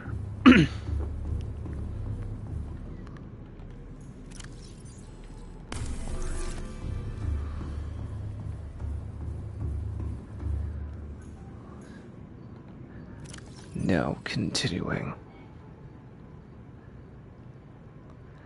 There we go. Ghost Leviathan.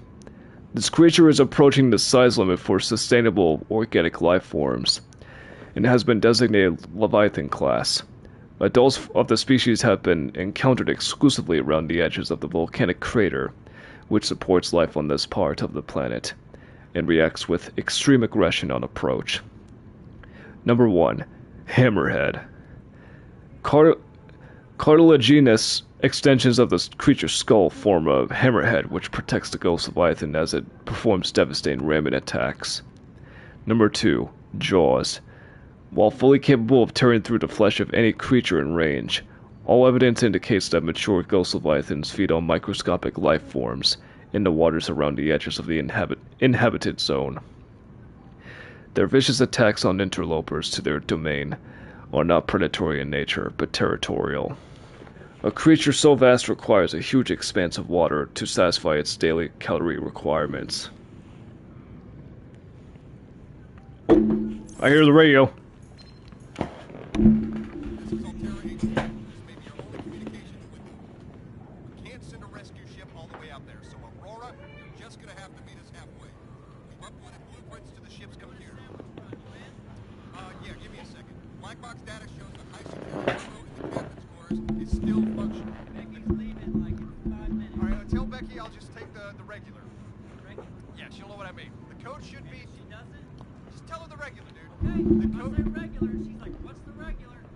Just tell me the code. Aha.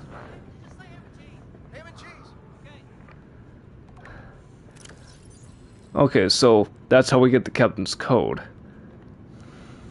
But thanks to someone in chat, they already got the code. Before they lost communications, Altair HQ uploaded a set of blueprints to the Auror's main computer. There is a high-security terminal inside the captain's quarters, located behind the prom bay, from which the blueprints should be accessible. The code is 2679. Yeah.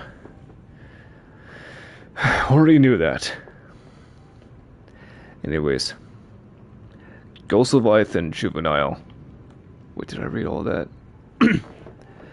No, I didn't. Whoops. Where did it stop at? A creature so... Wait, no, I read that. Number 3, torso.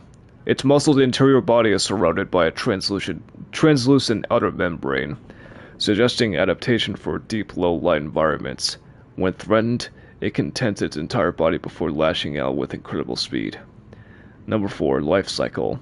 Probable migratory behavior. The specimen was likely born far from the area where it was encountered. Assessment. Extreme threat. Avoid the crater edge. Yes, I know that. It was a nightmare. This large predator has adapted to live in deep waters and dark cave systems, attacking anything and everything in its quest to grow larger. Number 1, torso. Soft outer membrane and elongated body enables superior navigation of tight cave environments. Displays some similarities to other eel-like predators in the area. However, the Ghost Leviathan has covered over the electrical prongs on its inner torso with a taut, transparent membrane which delivers superior maneuverability. Number 2, diet. In its juvenile state, this Leviathan feeds on larger herbivores and unfortunate members of its own species. They display a remarkable rate of growth, which shows no signs of stopping, suggesting that they must abandon their hatching grounds before they grow too large and make for more open waters. Assessment. Avoid. Oh, hey, Sweet Pea. Hi, Amelia. Hi. So either my cat... Yeah. Sorry, one of my cats was using me to get up to the desk. Anyways, Reaper... Oh, jeez, Reaper Leviathan. Leviathan-class species are vast organisms at the top of their respective food chains. This species is a streamlined hunter with highly developed senses. Number 1, powerful mandibles. This Leviathan is capable of locking prey in place with 4 powerful mandibles and drawing it within reach of its jaws. Simulated pressure exceeds Seamoth crush resistance. Number 2, echolocation. The deep roar emitted by the Reaper at regular intervals is effectively sonar. If you can hear it, the Reaper can see you. Jesus, that's scary. Number 3, profile. Scanned specimen measured 55 meters long. observed circling its prey and attacking from behind. This creature is almost all muscle, very little brain, no sense of morality, just muscle, synapses, and teeth. Motivational note: congratulations on getting close enough to scan it and living to see the results. That does not sound motivational. Assessment: extreme threat, avoid in all circumstances. Yes. Reefback Leviathan. This vast life form is in excess of 30 meters long and has been designated Leviathan class. Fortunately, it feeds exclusively on plankton-like life forms in the water. 1 chitinous shell. Most of the life form's topside and some of its underside is protected by a thick layered exoskeleton.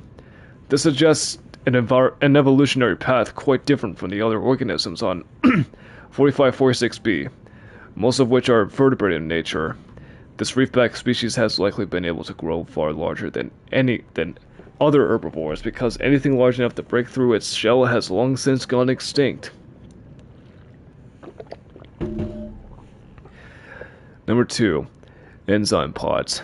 Similar in appearance to the algae glands of the gasopod, these organs on the reefback's underside serve some unknown purpose in its digestive system, and are capable of expelling small quantities of stomach enzymes into the surrounding waters. Number 3. Local microcosm.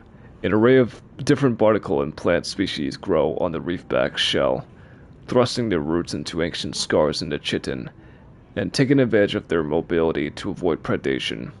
Nonetheless, reefbacks will often be pursued by the faster, hungrier herbivores, and thus this Leviathan species is a mobile microcosm, worthy of years of study in itself.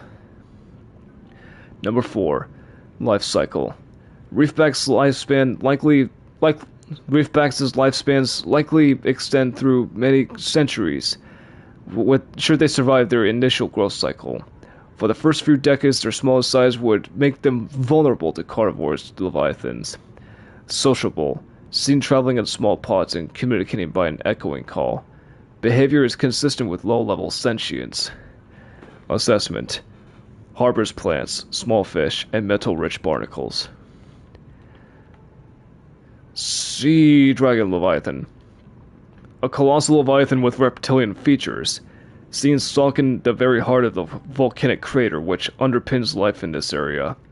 The scanned specimen measured 112 meters in length. That's a big one. But wait till but if you think about it, it doesn't beat up the size of the ghost leviathan. A fully grown ghost leviathan, I mean. Anyways, number 1, heat-proof tissue. Tissue analysis reveals this specimen consists of 1/3 inanimate materials, focused around the chest area. Consumption and retention of mineral substances may explain the life form's ability to withstand extremes of temperature. It appears even to be able to consume molten materials and expel them at its adversaries. Number 4, forearms. Evolutionary distinct forearms are used for both propulsion and offensive purposes. Findings suggest evolutionary divergence from other species on the planet tens of millions of years ago. The sea dragon is likely one of the oldest species on the planet. Number 3, behavior.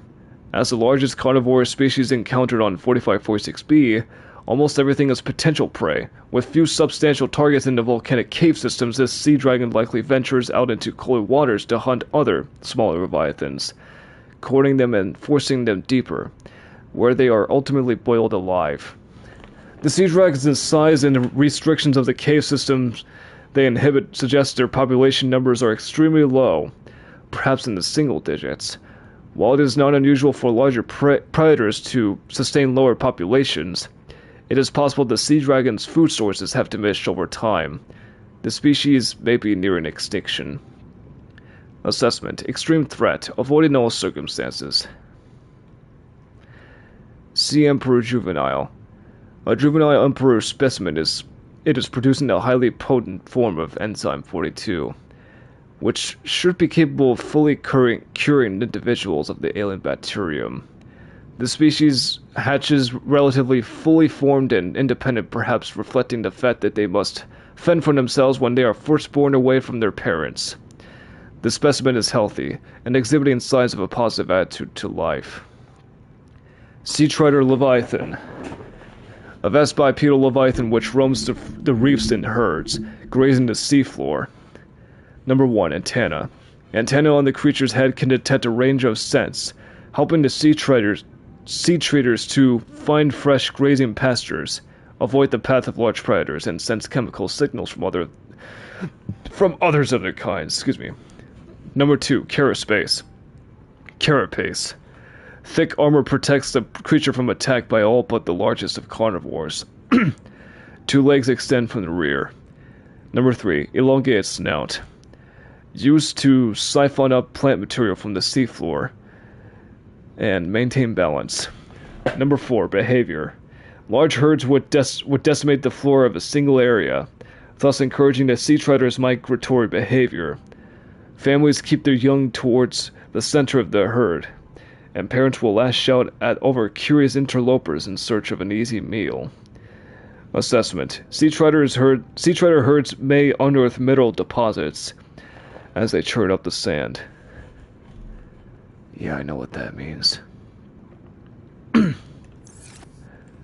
What is it?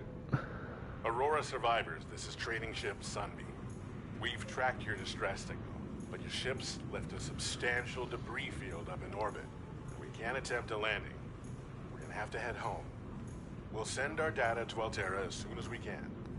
Hold on in there. Sunbeam out. What does that mean? So that means that you can't rescue me anyway? How dare you?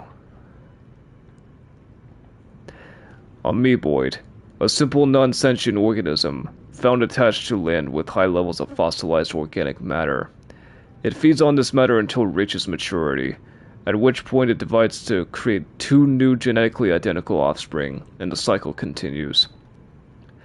Ancient floater. Biodata suggests these vast floaters have matured in an ingenious symbiosis with the land they have attached to. The attached landmass is raised in the water, increasing sunlight and encouraging plant growth. As older plants decay, organic residues and nutrients seep into the rock and are consumed by the floater. These circumstances must have held for thousands of years for a floater to reach this size.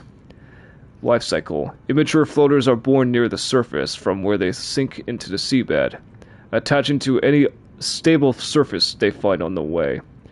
Those individuals fortunate enough to attach to a digestible nutrient source will grow in size, thus increasing their buoyancy and drawing whatever they are attached to close to the surface. In extreme circumstances, a number of floaters may attach to a Leviathan-class life form, forcing it to the surface and effectively asphyxiating it.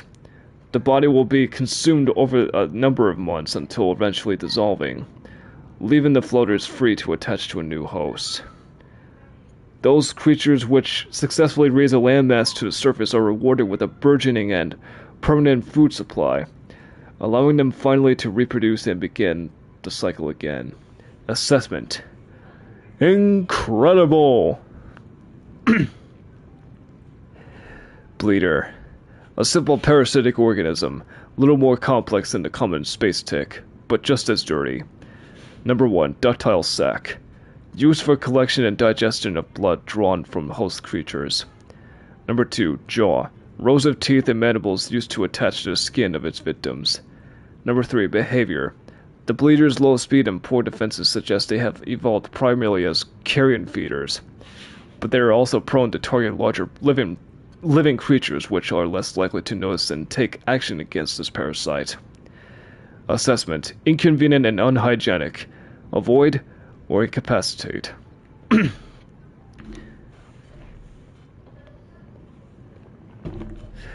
Blood crawler. An agile territorial scavenger that moves in packs across the seabed. Closely related to the amphibious cave crawler, but adapted to deep sea conditions. Number 1. Legs. The greatest difference between the crawlers on 4546b are the 4 legs which extend more than a meter from the blood crawler's torso. allowing it to move at surprising speed across the seabed, and even to scale walls.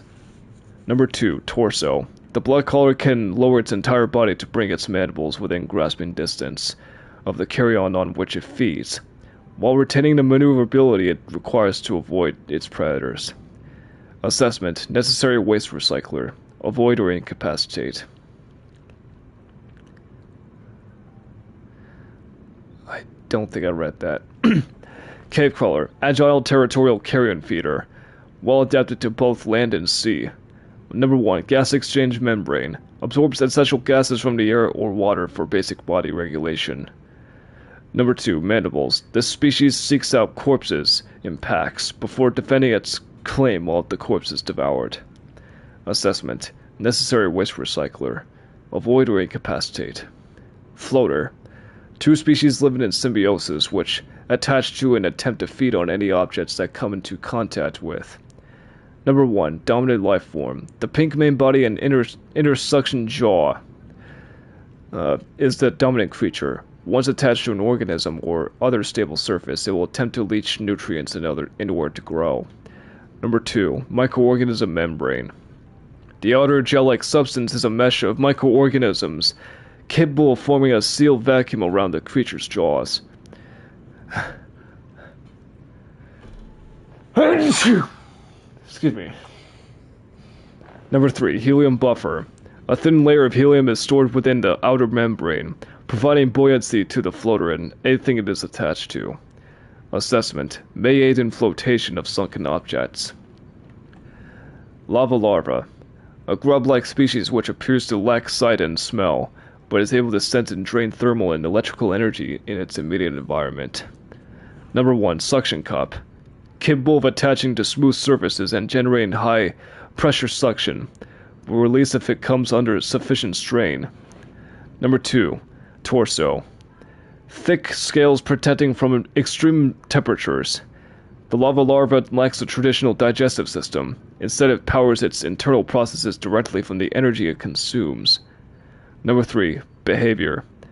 Attracted to energy sources of all kinds, draws energy from its prey to survive.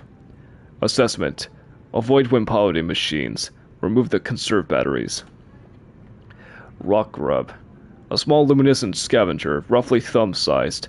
This creature may be a distant relative to the sand shark, sharing that species' unusual limbs, segmented exoskeleton, and burrowing behavior. Number 1, jaw. Its circular set of teeth is designed to tear up clumps of coral and seagrass caught on the rocks. Number 2, limbs. 5 legs, 2 arms, and a large flipper allow the rock grub to cling to and walk across rock faces in search of food, and swiftly swim to safety when under attack. Man, it's like I'm playing tongue twisters or something. Sorry. Number 3, green luminescence.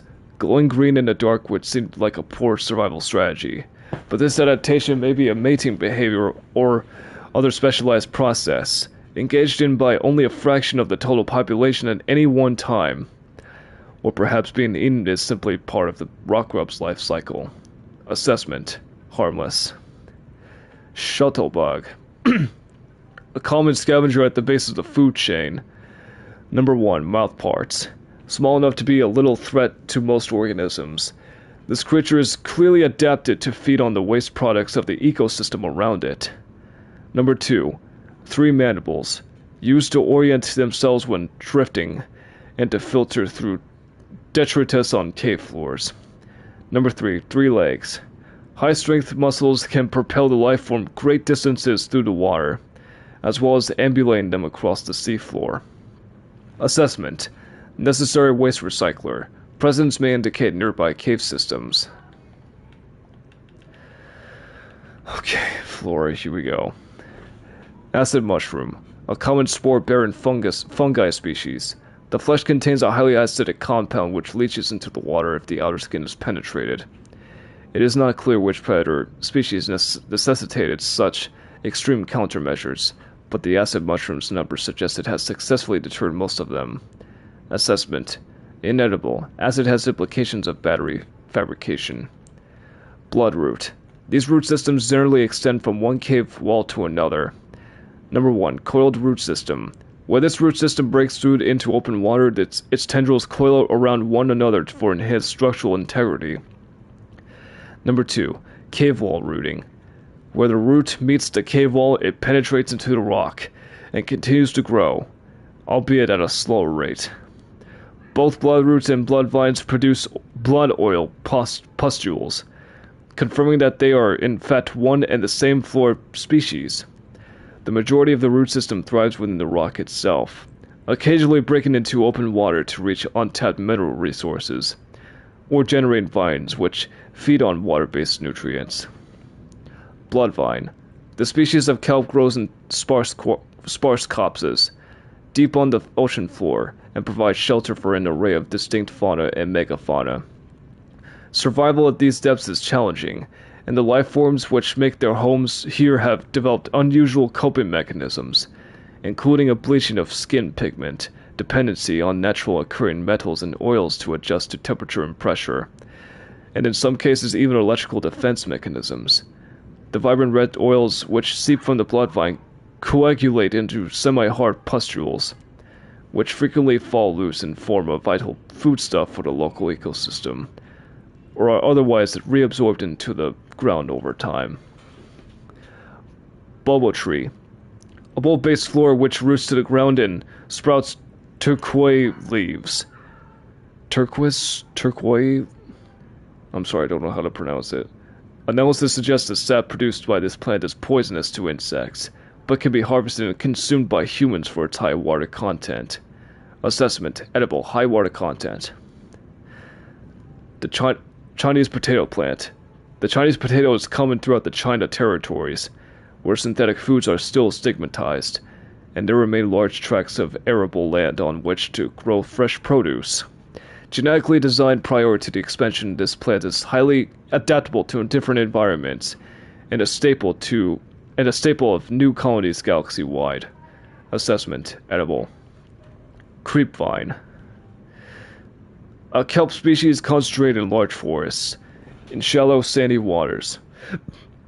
Loose roots anchor the plant to the seafloor, from where it grows steadily toward the surface in pursuit of sunlight.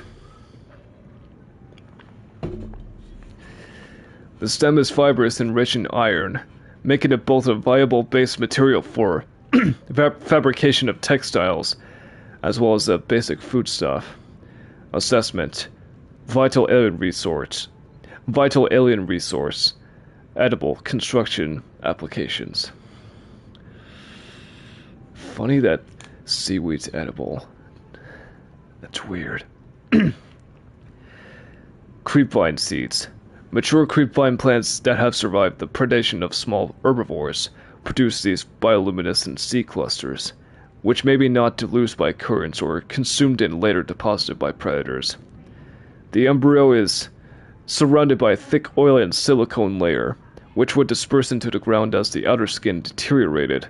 This may provide the seedling with the nutrients it needs to survive the low light conditions on the seabed. Assessment: vital alien resource. Construction applications. Deep shroom, a discolored relative of the acid mushroom, adapted to low light conditions, considerably more acidic than its shallow dwelling cousin. It may have applications in advanced fabrication. Assessment: can be processed into hydrochloric acid. Gel sac. These organic structures on cave walls. These organic structures grow on cave walls. The purple sacs which arise from the surface contain a low-density gel laced with spores. These burst from time to time, floating towards the surface and attaching onto the next rock face they encounter. While the gel sac is edible, its low density renders it an invaluable advanced construction material. Assessment: edible, aerogel construction applications. Lantern tree. A conglomeration of individual vines which rely on one another of structural support. Grows exclusively on fertile land. Each vine produces orange lantern-shaped fruit with minimal nutrition and hydration value. Assessment: edible in an emergency. Marble melon plant. This plant collects water from the air rather than relying on its root system, and produces large, fleshy fruits, which are both edible and have atypically high water content. Assessment: edible, high water content. Fern palm. This specimen was first identified in an artificial grow bed on the island. It is not listed in existing flora databases, so it is unclear whether or not it is native to this planet. Genetic code shares some features with other local plant life, but this may be the result of DNA transfusion rather than natural evolution. Grub basket. An orange-colored land plant, which usually contains a thick protein-rich sludge at its base.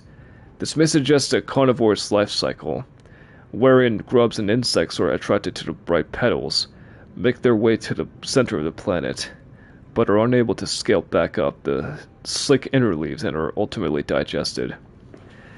Jaffa cup, a common land fungus found in clusters, grows quickly, size is limited only by available nutrients in space. Ming plant, a hardy specimen which grows on land. The vase-like trunk protects the root system from predation and self-repairs over time, explaining the characteristic cracks on the side. Pink cap, a land-based fungus species with harvestable spores, inedible. Speckled rattler, a brittle land plant containing large spores which generate a characteristic rattle when the plant is shaken. This may act to ward off predators, or even encourage predation as a means of spreading the spores. Voxel shrub, a pink-leafed plant with an angular appearance, which grows exclusively on land. Anchor pods. These unusual flora species have been encountered exclusively on the deep reefs. They consist of a large spherical gas-filled membrane anchored to the seafloor by its root system. At these depths, it is unlikely the structure is designed to enhance access to sunlight, but rather the pod's ability to propagate. Once the pods attain sufficient height, they burst, releasing spores which catch the currents and disperse around the local area. Blue palm. The blue palm is a common aquatic plant which thrives in shallower waters with high exposure to sunlight. Long fronds intercept light before it can reach the smaller flora on the bed. Brine lily. These lily-like plants have evolved to take advantage of the relative density of the acidic brine pools encountered near the ocean floor to float safely on the surface. Tendril-like roots extend down to the brine, drawing essential salts and minerals from the water. Bulb bush. This aquatic species has evolved to grow in deep, sandy environments and to conserve its hydration levels against relatively extreme external temperatures. The root system can fragment the shale rock it grows on to form a deep anchor point, allowing predators to graze but not easily uproot the entire planet. This grazing will tend to dislodge parts of the plant, and each section is capable of growing into a fully formed adult plant, explaining the concentrations of bulb bushes in some parts of the world. Assessment: edible in small quantities, high water content. Cave bush, a purple luminescent species which grows well on hardy terrain away from sunlight. Crabclaw kelp, a blue-tipped kelp species which tends to grow in or near to acidic brine pools on the ocean floor. These brine pools are hazardous to most life forms. However, the crabclaw has adapted by developing a thick, inflexible root system which can withstand the environment, and which raises the sensitive blue feeding nodules above the level of the brine. Drooping stinger. Number 1. Zero photosynthetic cells detected. Implies carnivorous adaptation to low-light environments. Number 2. Follicles along the tentacles are capable of detecting contact with foreign bodies, triggering an electromagnetic charge in a 600-watt range. Prey is likely paralyzed and consumed over many weeks. Prey. Small fish. Assessment: avoid. Eye stalk. A cave-dwelling tuber dotted with luminescent photosensitive eyes.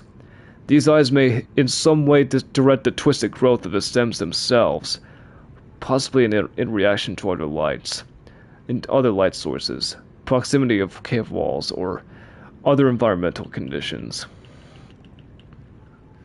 Holstein. Furrow papyrus. The function of the distinctive curled leaves on this aquatic plant is not immediately clear. It is possible the leaves unfurl in low-light conditions, or that they are designed to channel water currents through the main body of the plant, thus enhancing nutrient take-up. Gabe's feather. This plant grows almost exclusively in deeper waters, where its hands-like leaves have evolved in... I'm sorry, I've been twisted. Where its hand-like leaves have evolved to filter sediment from the environment. It is likely dependent on the excretions of fauna populating the waters above and around it. Ghostweed.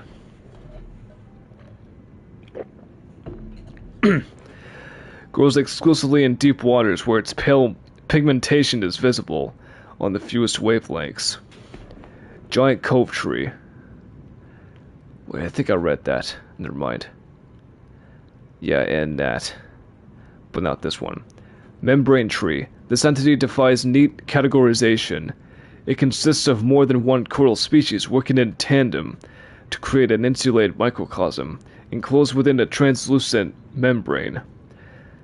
Found exclusively growing on basalt rock and grand reefs. The homeostatic conditions within are considerably warmer and more dense, with microbial life, than the outside environment, and the bright purple fauna inside will likely die off quickly if exposed. Redwort. A common plant adaptable to many different environments, the redwort is a staple part of the diet of many smaller herbivores. Regress shell. The specimen is composed of a complex series of regressing rings connected to tendrils. Almost done. Spotted dockleaf. A simple aquatic plant. Chemicals within the leaves act to neutralize poisons and acids found in other local specimens, thereby actively encouraging predation by herbivores, albeit in small quantities. This ensures the plant both spreads its seeds, but retains enough surface area on its leaves to survive. Tiger plant. This plant has adapted to sense fluctuations in the water at up to 15 meters, and is capable both of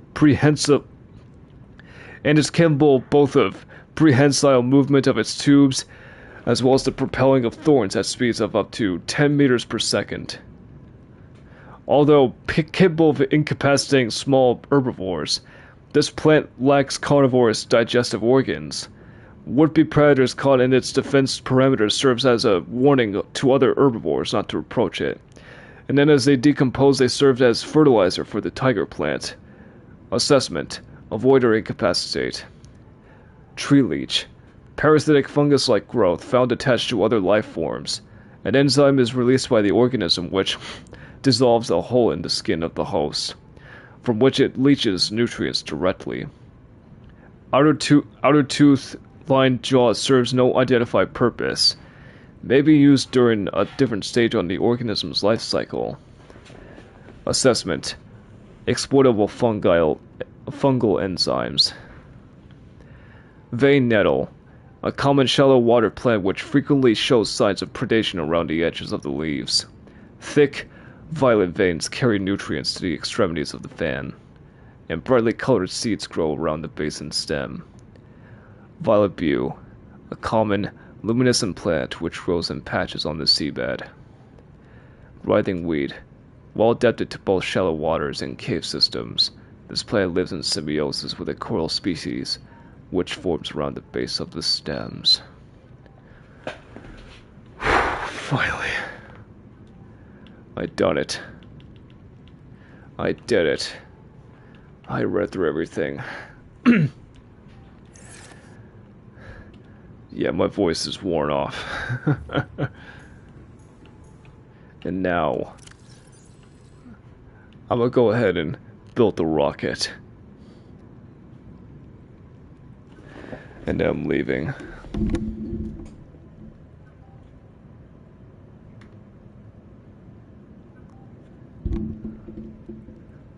Okay, so I've been live for about 2 hours already.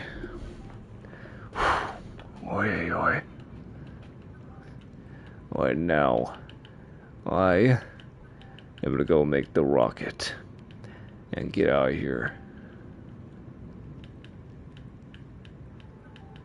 Where's the rocket? Oh shoot, I skipped it. I might have skipped it, unless it's in the vehicle bay.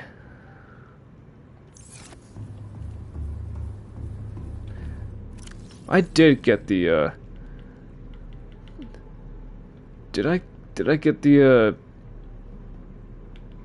did I get the Neptune launch thing?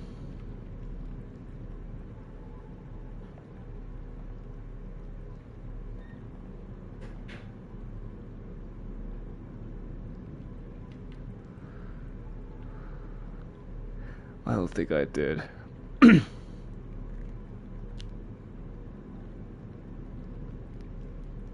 Damn it! I have to get back to the Aurora.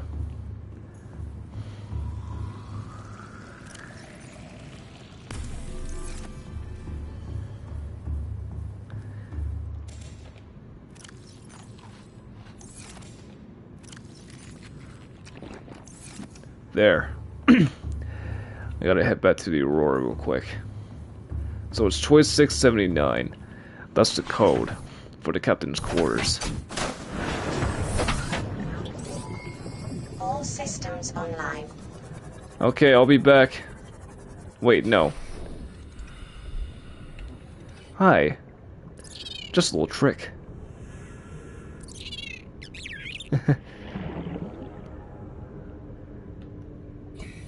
I'm sorry.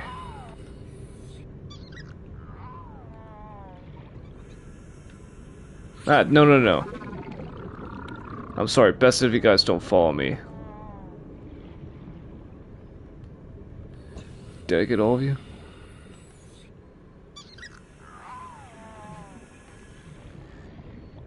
Yeah, best if you guys don't come with me. It's dangerous. I'll be back, guys. I'll be back. Wait, no. That's the wrong way. That's the wrong way. Where's the ship? Right there. Whoops. Sorry about that, fishy. So I'm watching out, keeping a close eye, because I don't want to hit my cuttlefishes. Not at all.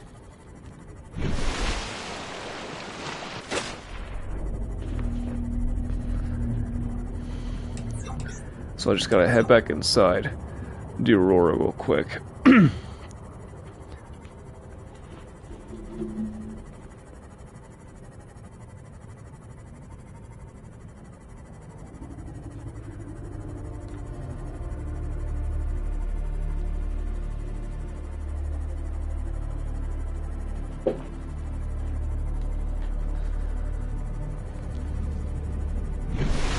Okay.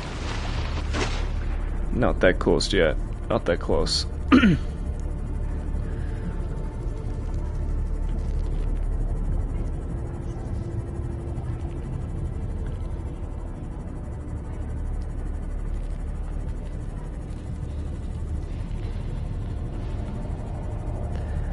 Yeah, that's why I don't want to bring Mark, Bob, and Wade with me. Because whatever I just heard, yeah, that's the Reaper. These things are dangerous.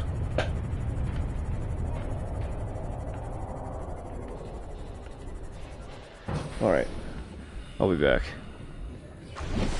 Just a quick in and out. Hey, watch it.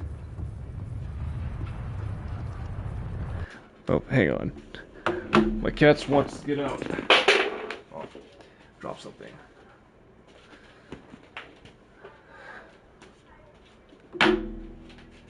Alright, Mavis, I gotcha. Go on. Okay.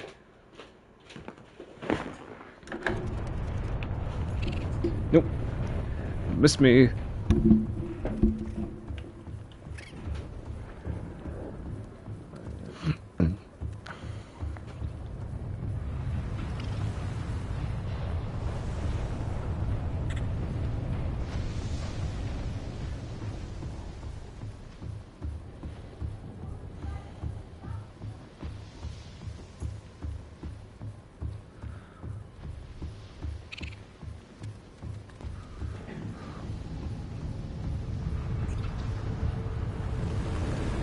Alright, back in.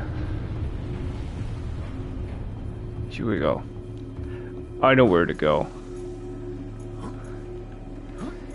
And I could just hop over. I could just hop over these things.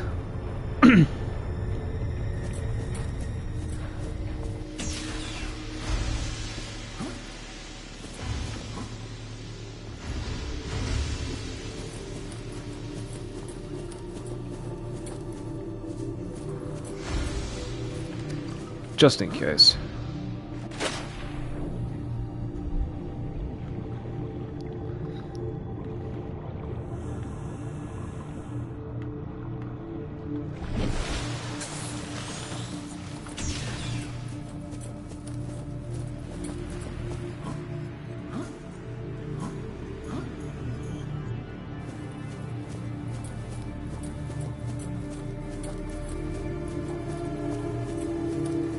Okay, captain's quarters right there. Yeah, I did not. Right. The last time I did not save the game, I did not get to the captain's quarters. Whoops.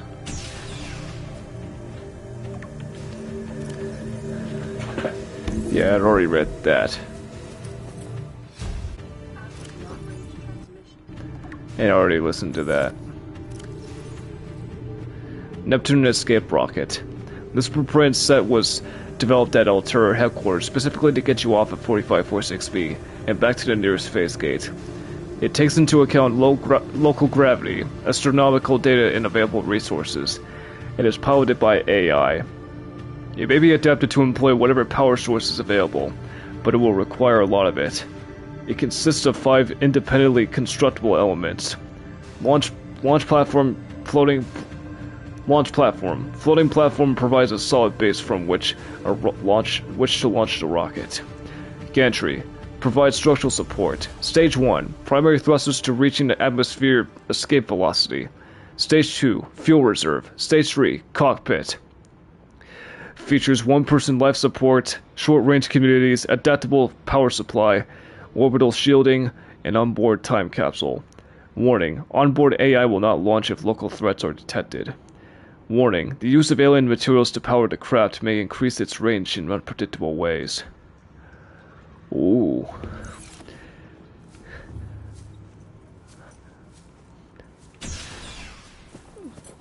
So guess what? I guess I am gonna use some alien technology. The ion batteries. So you don't need to tell me all that.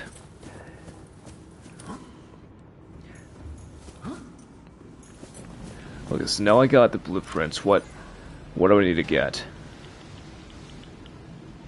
Yeah, right there. Yeah, I know what to get.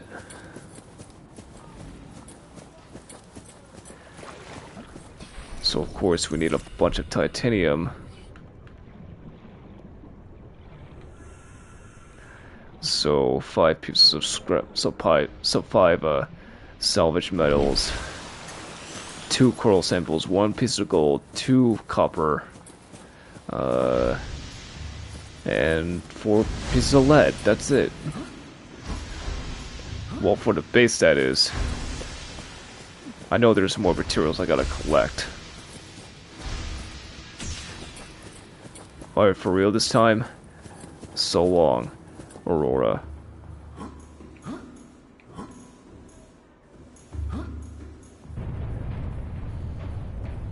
So I'm gonna make the ship, and then I'll be done.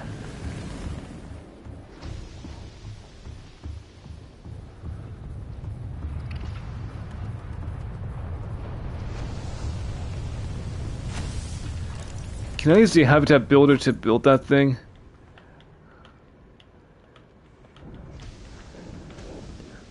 No. Whee!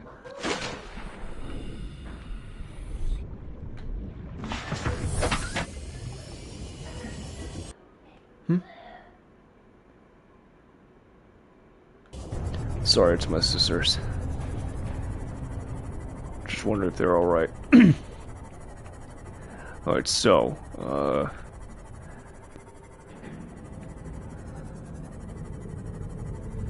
Okay, found some metal. I'll go ahead and take them. So that's one. So that's one. That's two. That's three.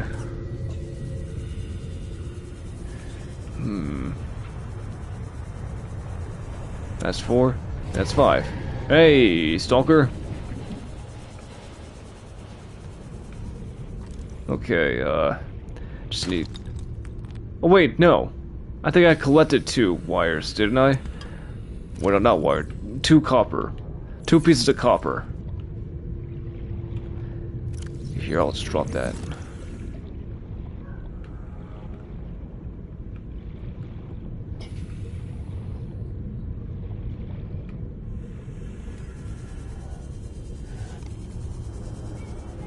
Come on, where's the limestone? Where's the limestone? Ah. Good, good.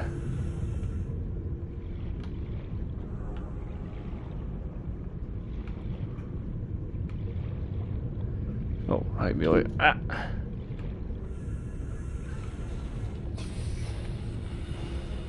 What about in here? Nope.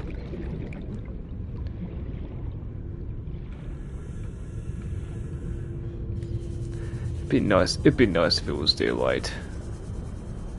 It'd be real nice. What about this one? Hey! Okay, good. Got five salvage metals that will equal 20 pieces of titanium. Now all I need to find is the lead.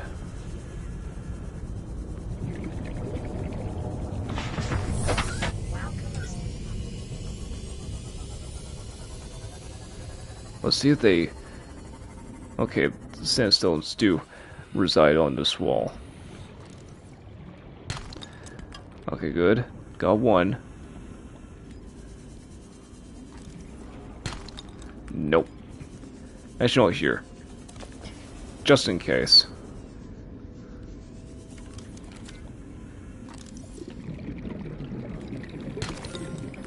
That's... Oh yeah, the gold is what I need for the chip. Okay.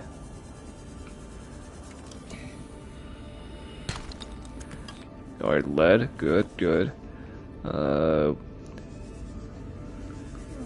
Let's see. Ah, right there. Again, just in case, I'll take it. Same with this one. I got plenty of space in me, on my person, so I might as well take him. Eh.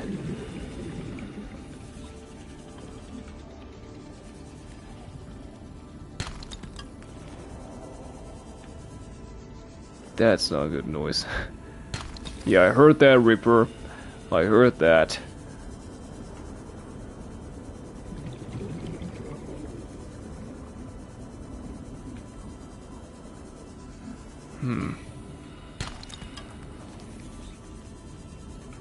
Is there any more sandstone here? Or is there not? Oh. Hey, buddy. Sorry, one of my cats just approached me. It's my boy, Percy. Hey, buddy. So I'm just making a rocket right now so I can leave this planet. Wait, if it... Never mind, I was wrong. I don't have that much room.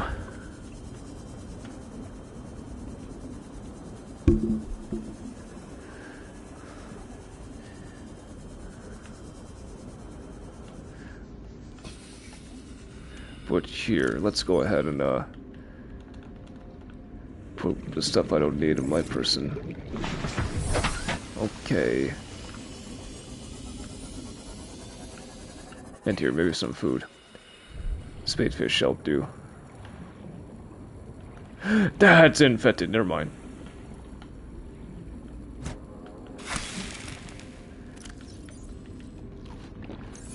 There.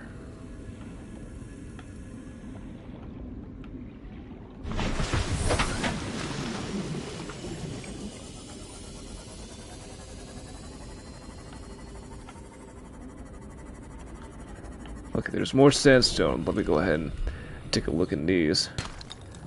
Nah. Good, good.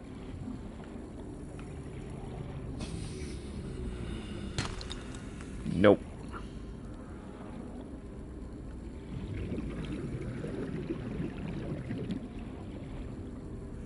Okay, another sandstone. What's in there? Come on now. Come on. I just need one more lead, and that's it.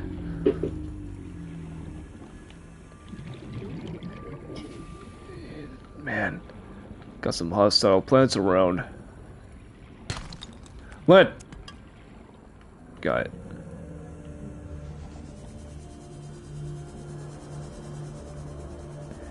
Okay, now I can come back. Okay, good.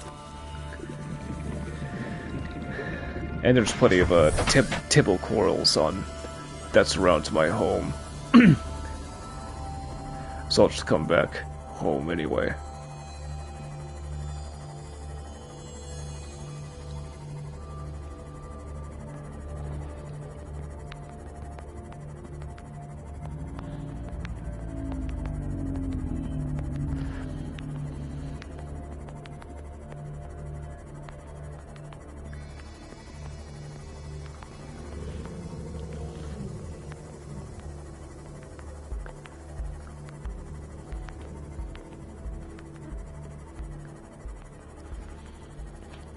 Alright.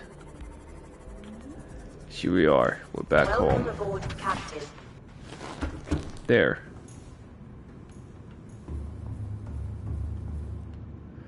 Okay, where's the fabricator?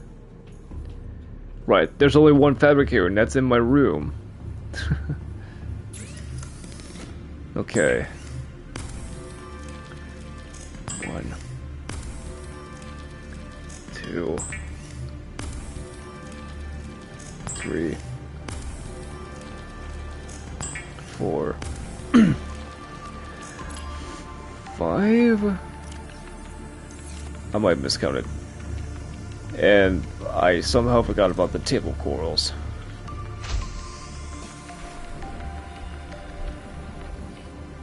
Let's get the last one on this. Oh yeah, that's not the last one. Never mind.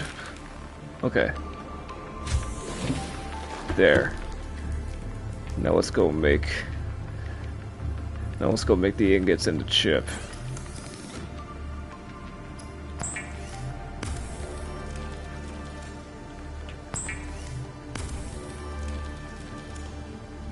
Alright, hang on.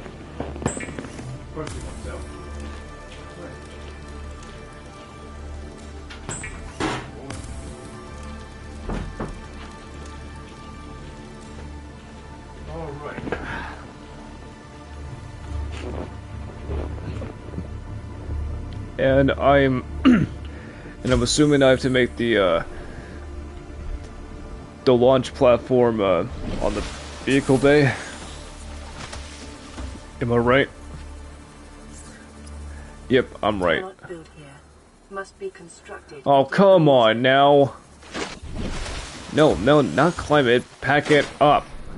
Pack it up. How do I pack it up? There.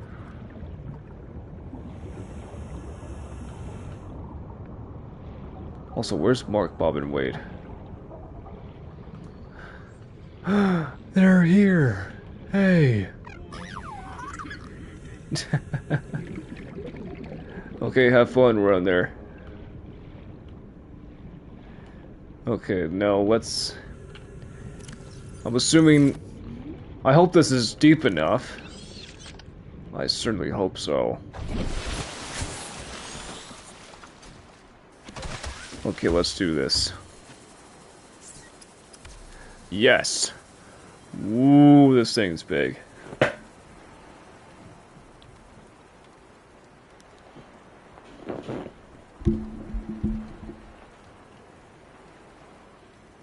And because it's so big, it takes so damn long to make.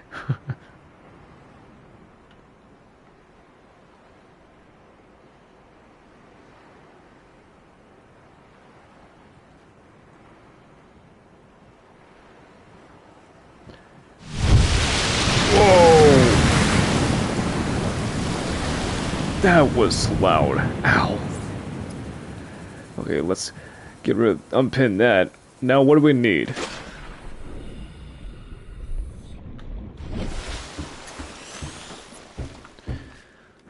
Alright. What is it that we need? Plus steel ingot, copper wire, okay. Yeah, it's gonna be a lot of materials I gotta pick up. So, plus steel ingot. I know how to make those.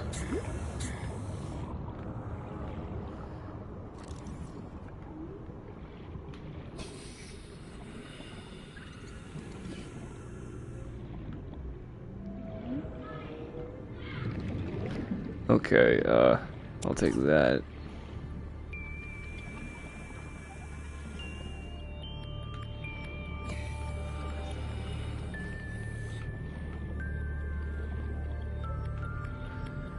What else?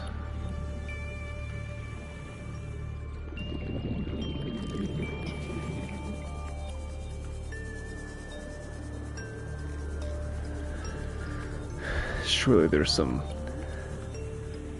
there's gotta be some salvages around here. Because I know that's what the stalkers like to play with. To sharpen their teeth or something. Roar.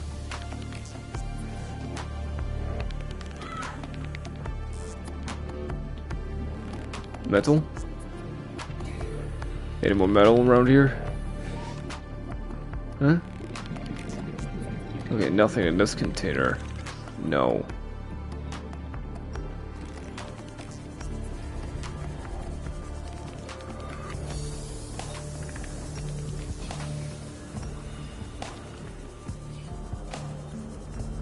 Okay, one salvage, good.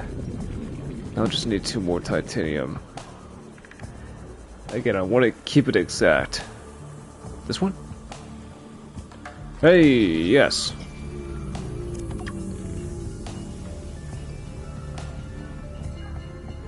It did say computer chip, right? And it does need lubricant. Yes.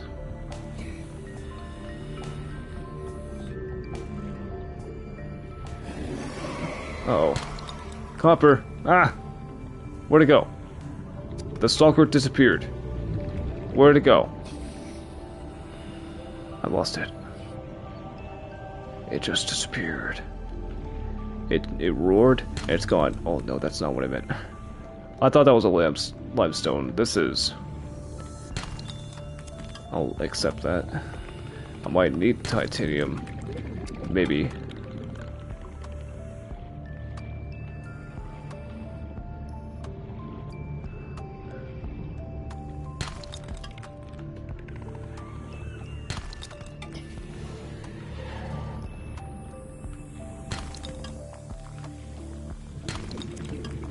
Hey! Jeez! Oh my god!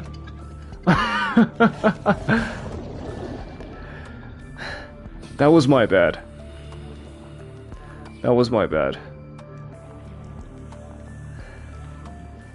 I did not think there would be a stalker nearby. Should have kept cautious.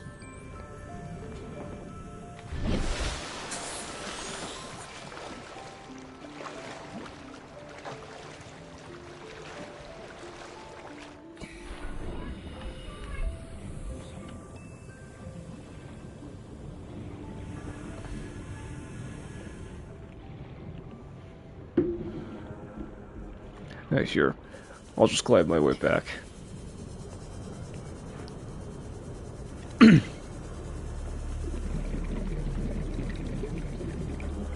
And here I got some lithium.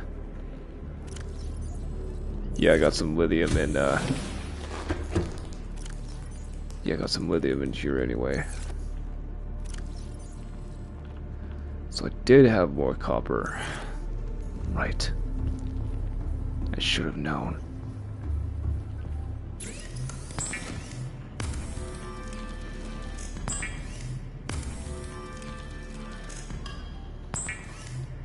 Okay, now I'm down to 4 pieces of titanium.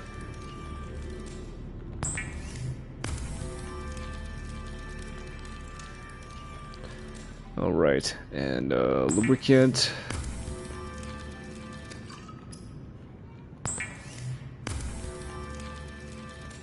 Okay, I left it out again. I left the table coral step out again. Whoops.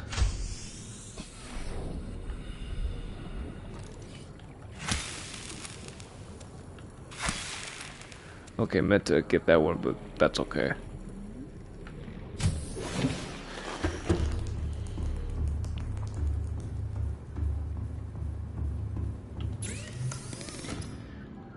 Alright.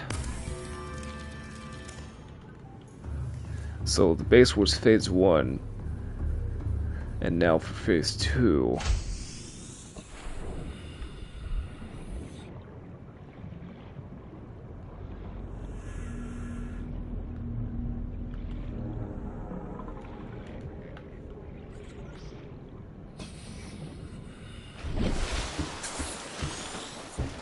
Alright.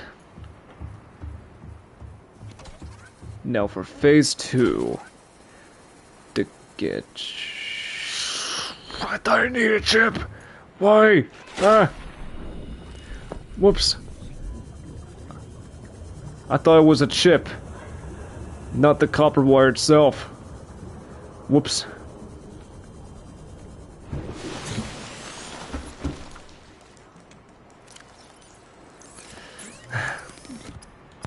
There.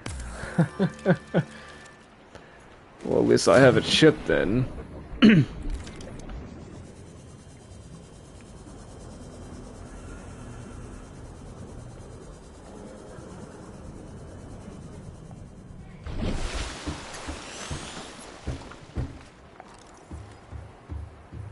Why did I bring a sea glider out? Okay. Phase 2. Done.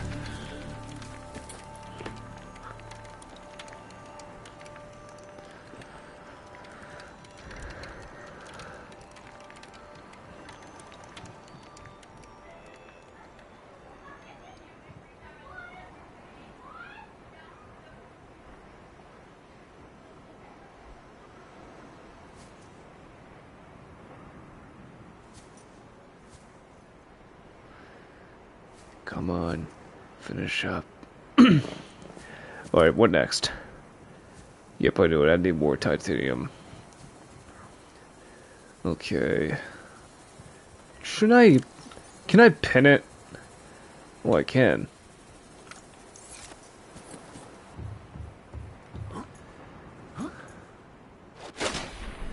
Alright, so... I don't know if I have... How much nickel ore do I have? Let me go check. Welcome aboard, Captain. Oh, they're right there. Right, just one. And that's pretty much it.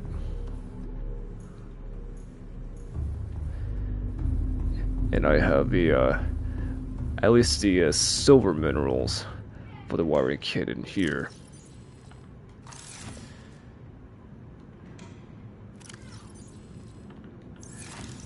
Okay. Yeah, I know where to get the rest of the items at. All systems online. So, northwest.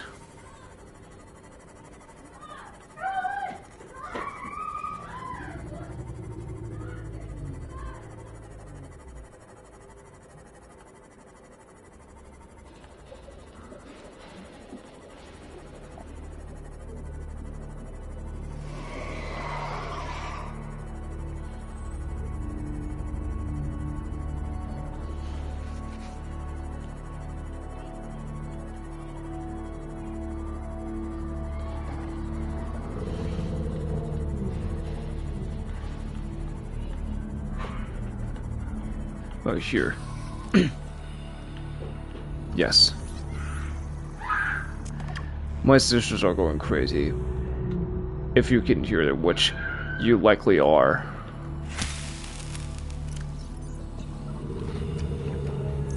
There.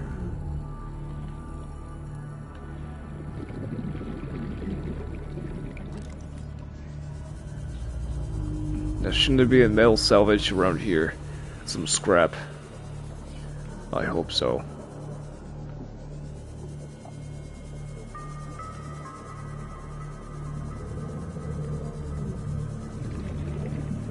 Aha!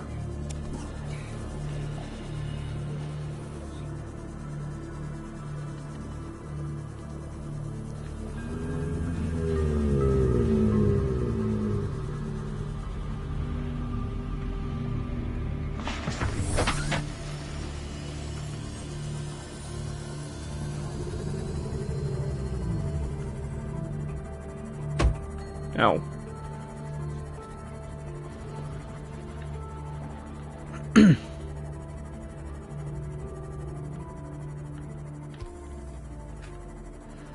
Okay.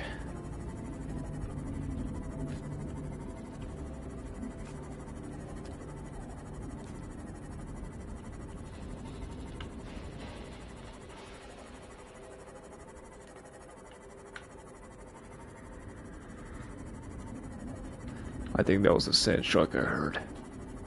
I'm not gonna worry about that.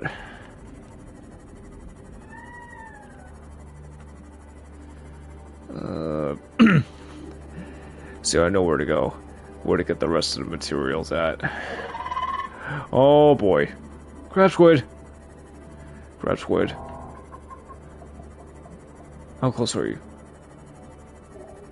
Okay. I lost it. Where am I going? Going down.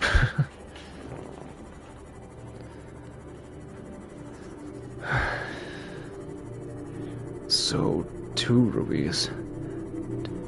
And 2 gel sacks. And that's it.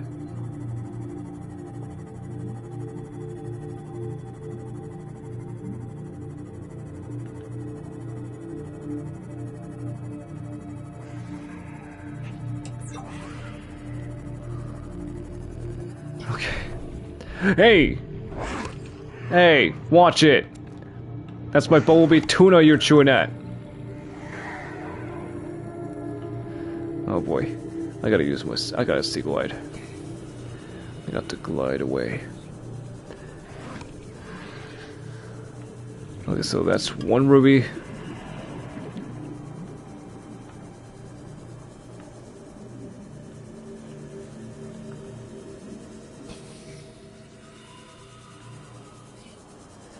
Is there anywhere else?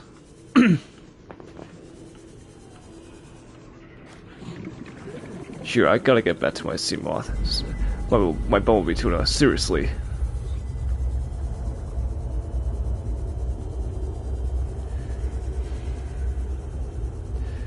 How's it right now?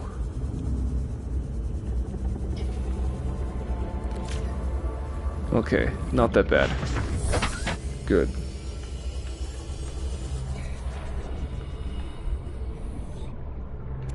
Okay, that's the last gel sack I'm collecting.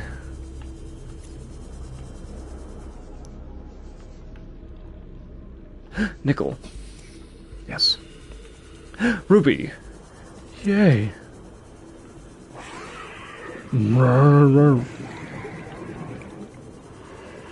Okay, that's another. That's the gateway, but not gonna worry about that. Hey, whoa, whoa, whoa, whoa. Hey, hey, hey! What the hell? How are you still floating while you're not in water? No way. Huh? What?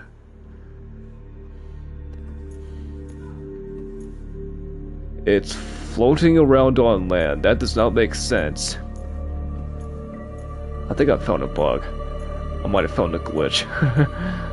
That is totally weird. But I'm not gonna worry about that. At least the prowler's in the way. Well, a prowler, I mean. We'll grab another. I'll grab some more, just in case. And, of course, some lithium as well.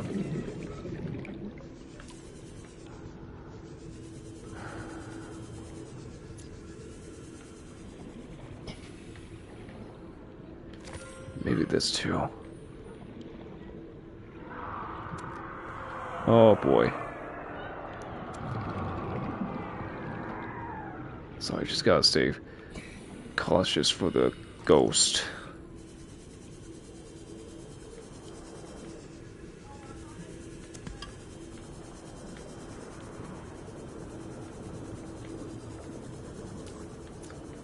Okay.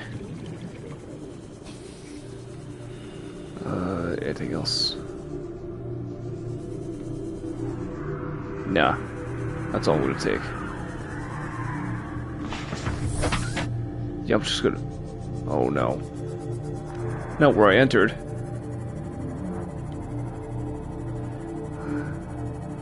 Okay, should be good to get out.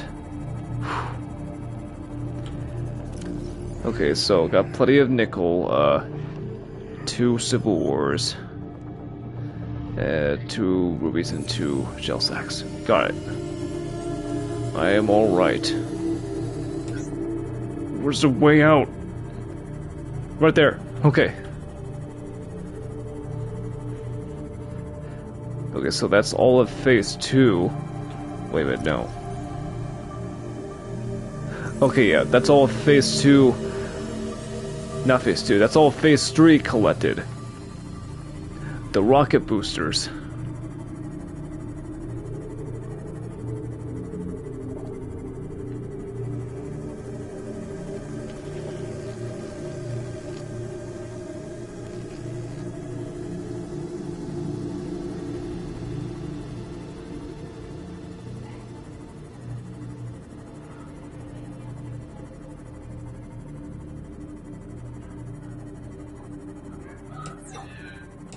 Okay. Now I'm just gonna head straight home.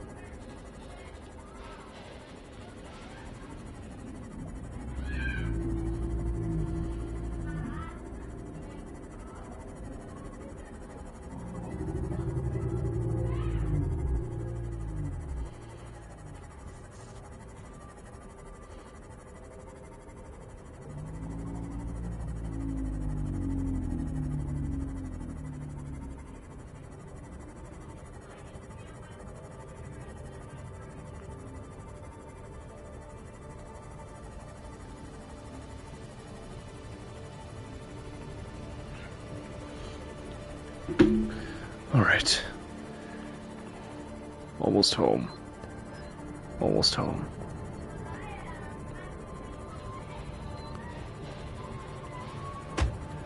Yeah, at some point I gotta make the Cyclops so I can make the shield energy generator.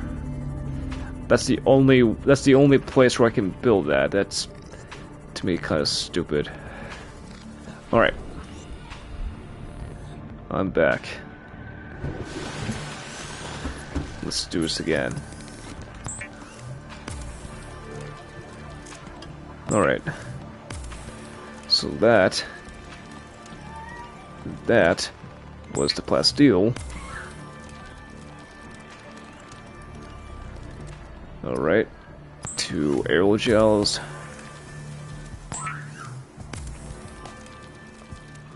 My wiring kit.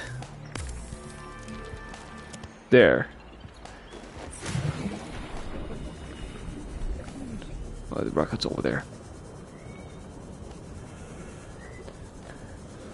Now that's phase 3, soon to be done.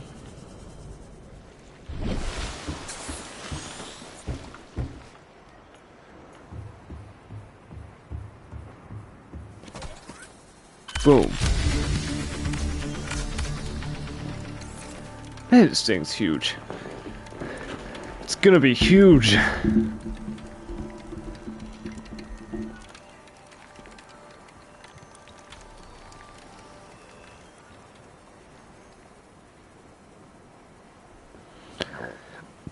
Okay, let me just... What do we need for this? Okay, ion power cells.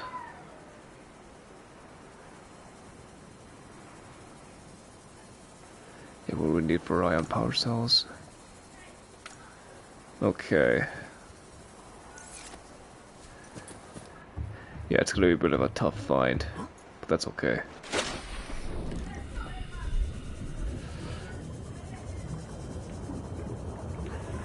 Alright, I think I kept one silicone rubber in my home, or my lockers. Yep, I did. Alright.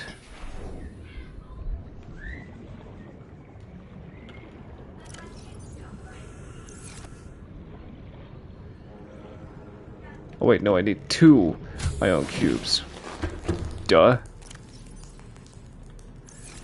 Okay, now I'm about to head deeper down, meaning I have to switch over to my P5000.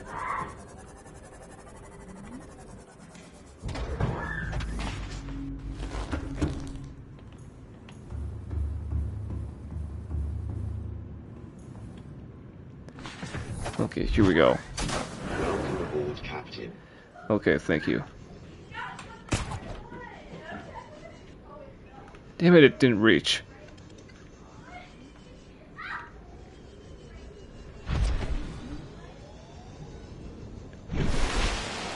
Okay, the island's over there. But while I'm away there, I need to collect two pieces of gold and 2 pieces of silver. Wait, sandstone! Okay, good, good. Any more sandstone? Yep. No. Maybe. I'll take it then, just in case.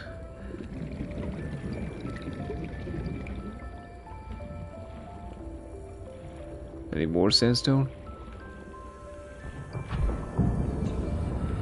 Yeah, there's 1. Silver ore, good, good. Oh boy. Yes. Fine, I'll take that. Ah! How about this? Come on now. There.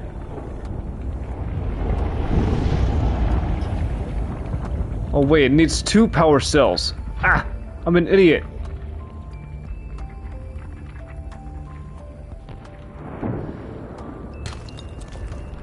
Good. Good. Okay.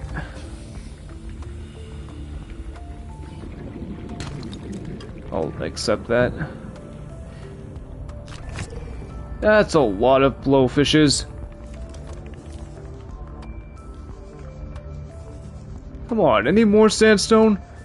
Come on now. Oh no.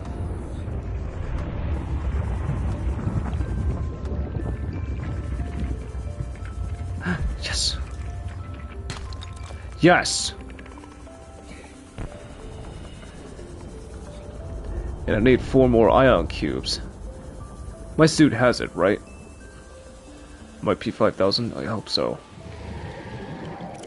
Yeah, plenty.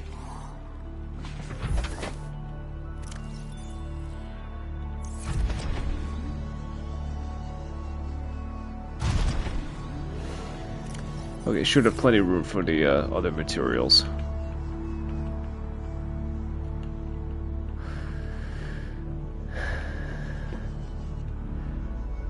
Okay, am I heading the right direction? Come on, please reach! Reach! Okay, yes I am.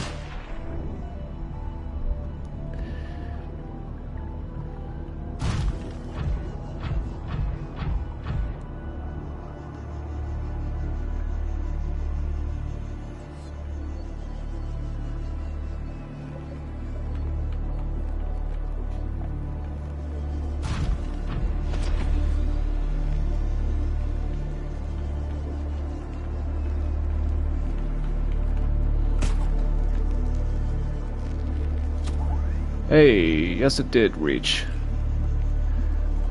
But kind of kind of in a bit of a misdirection here.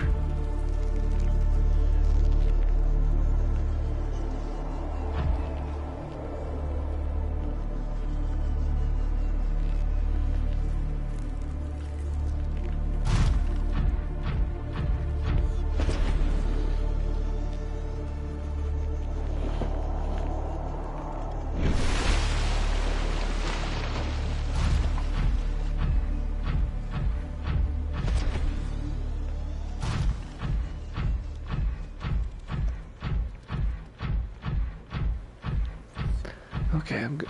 You know, I'm gonna use one of the portals. Wait a minute. I'll use the portal from inside, but that's not the way I'm supposed to go. With my prawn suit, at least.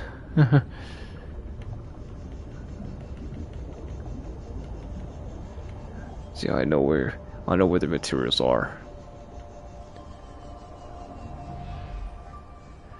I could just use the portal. Damn it! It didn't hit something.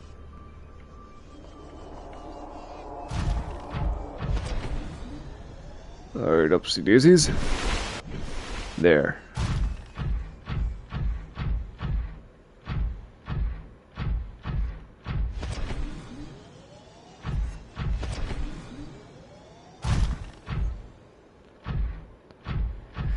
Okay, here we go.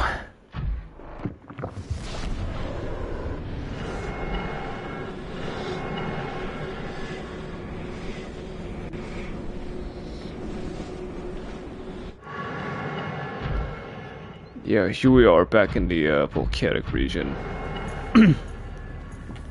As you hear, I'll go enter just in case.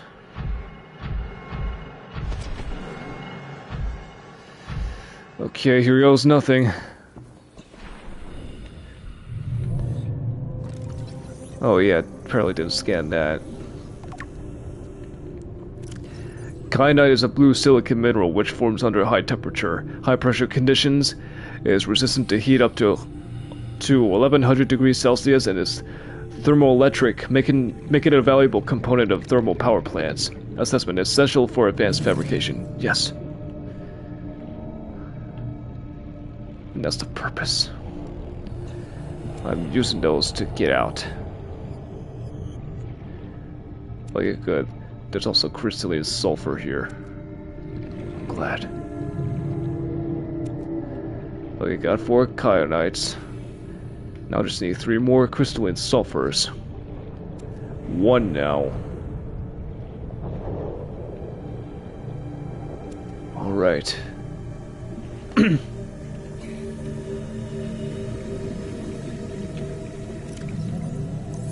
Okay then. Yeah, see? Easy peasy. I'm also getting hungry again. I'll have you. And where's the magma ray? Where's the magma ray? I lost it. That's a warper I just saw.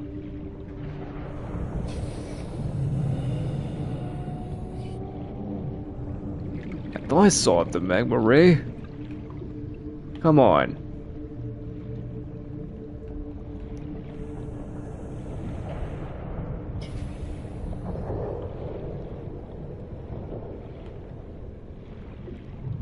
Oh wait, found it. I'll just go ahead and hacha, hacha, hacha. There. Fed enough.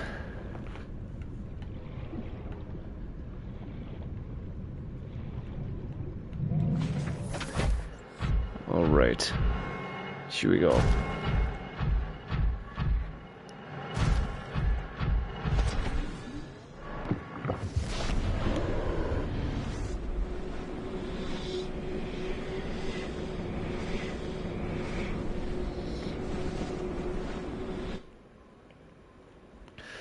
Here we go.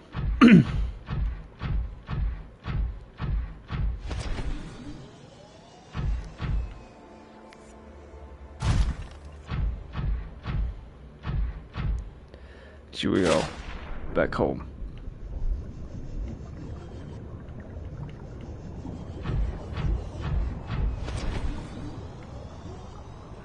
Come on, let's gain some more speed. Yeah, that's more like it. That's more like it. Yeah. Okay. Now let's come back home. I gotta get some space off of me. I need room to make another plus steel ingot. That's a warper. Don't you think about it. Don't you dare. Don't you dare. Don't you dare. That's what I thought.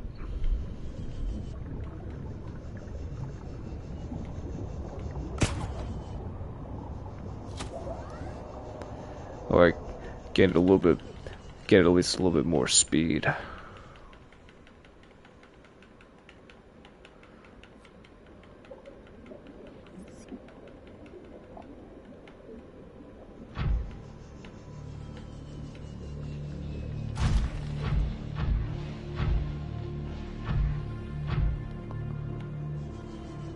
Can I grab onto that? No. That doesn't count.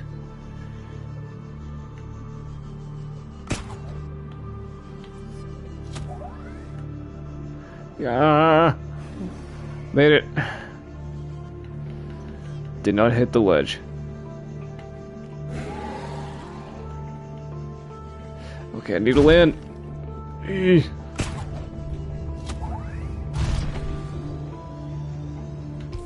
Okay, I'm back home. Damn it.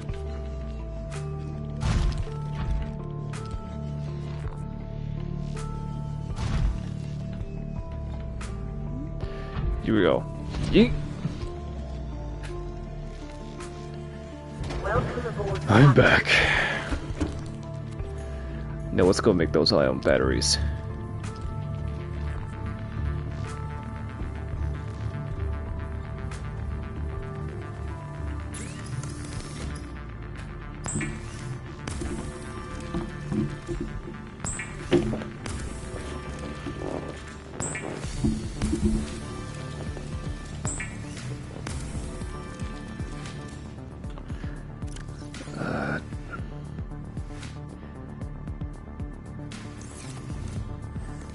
Yeah, we'll be able to have enough room for the titanium. Wait, now I do.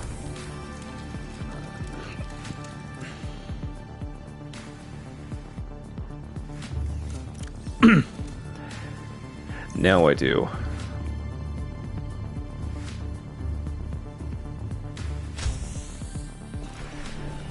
And as usual, I'll try to keep it exact amount to 10 pieces of titanium. If I can, that is.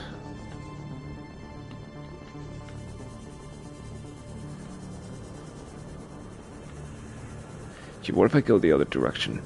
Ah. That's a bit lucky. Let's see where else.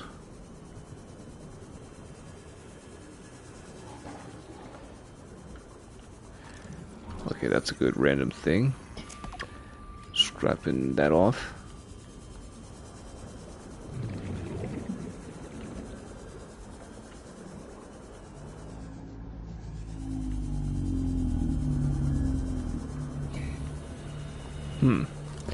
Or actually, I'll just go scrap some titanium off of fragments.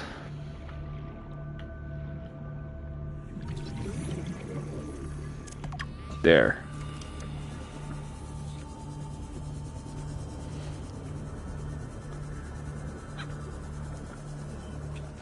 Hey, here. Might as well unpin the power cell. What the?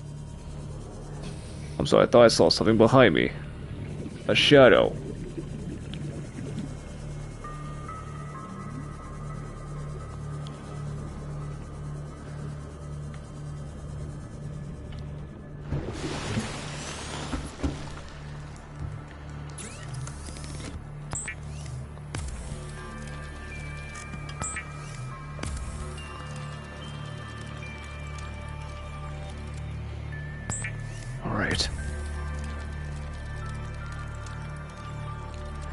Now I just need one more,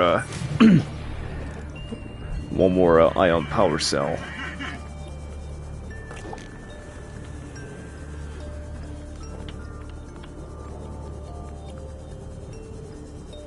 Okay, some more cluster I should get. Yeah, that's the only cluster left in this vine.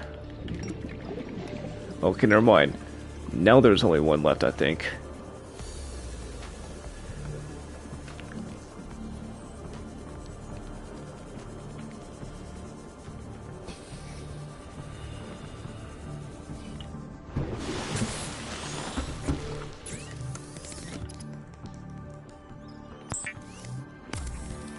Alright. Now I can make the cell. There.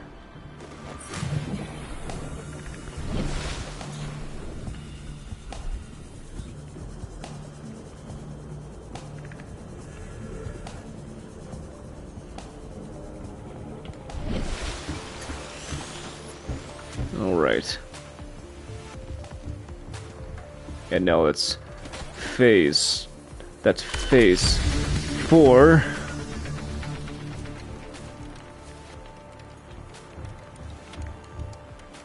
Wait a minute. Wait, yeah, phase 4. All right.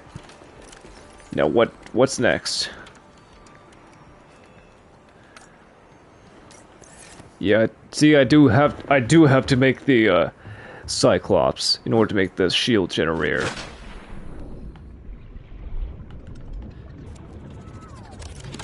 What the? Oh, that was that was a vehicle bay unpacking. Duh. There. And what do I need to make a? What do I need to make a Cyclops?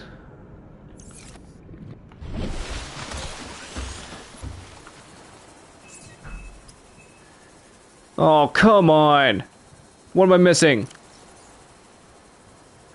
Engine. Ugh. Damn it. There's still some more I have to look for. Great. I'll pin that for now.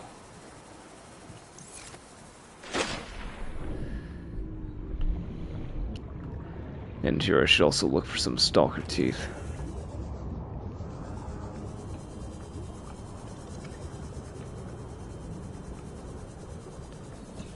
Okay, good. There's some quartz. There. And I'm out of lithium. Damn it.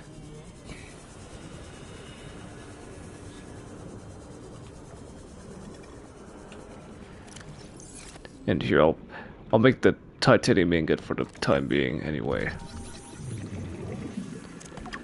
There.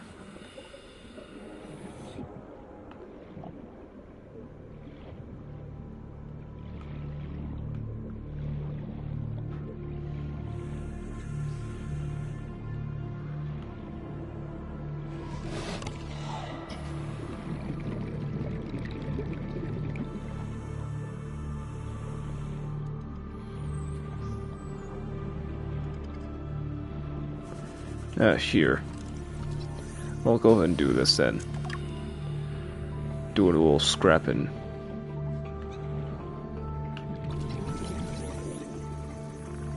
There.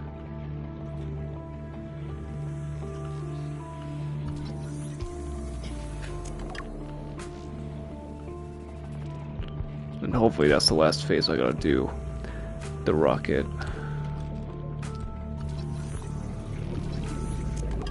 There.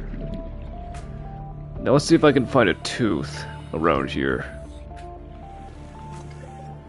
If there is one, that is.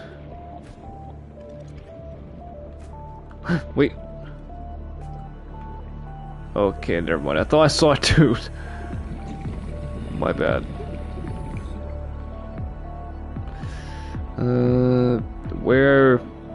Where's the tooth?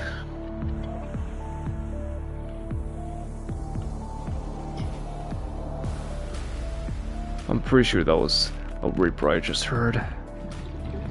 That's not good. Come on, no tooth around here? Oh, jeez, I'm getting near.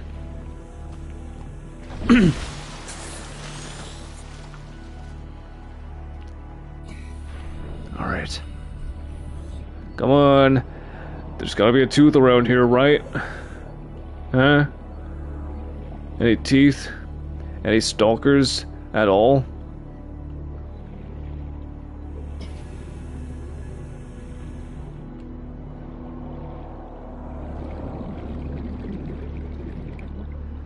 I don't think there is.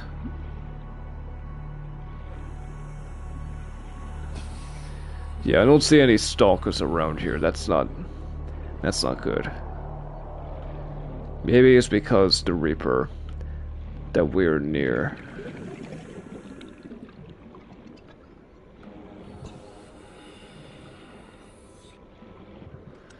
Well, no stalkers around here. That's inconvenient.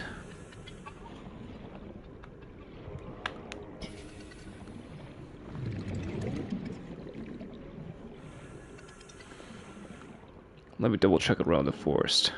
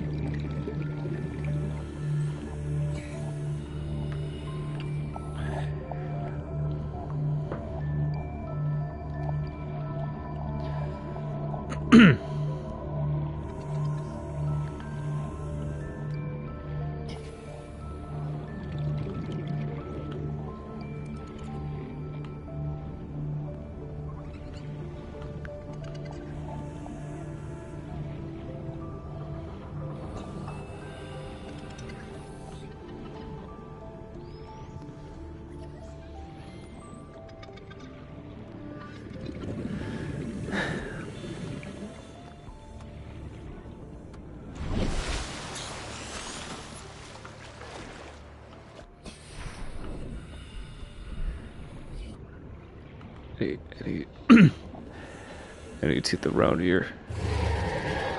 Well, there's definitely a stalker, that's for sure. Hi.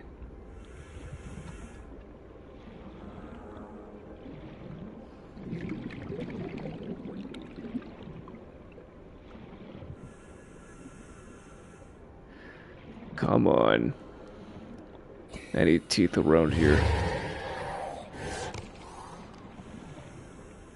I hope so.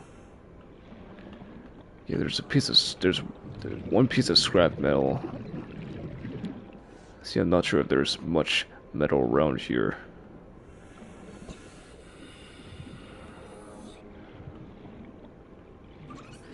If I just keep looking around, I might find something.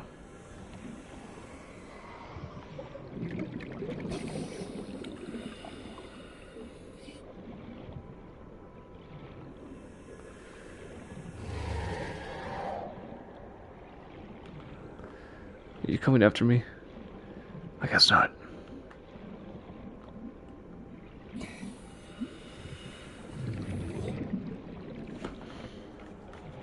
Yeah, not finding any tooth around so far. That's a bit concerning.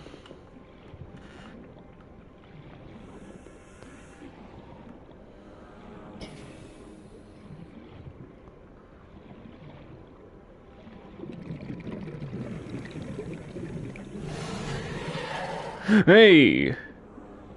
So close. So close. There's a metal here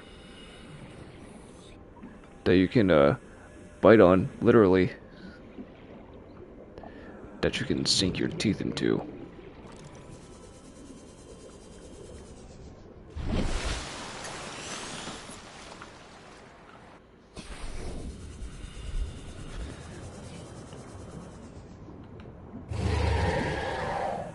Nope. Do you want to bite off some metal? No?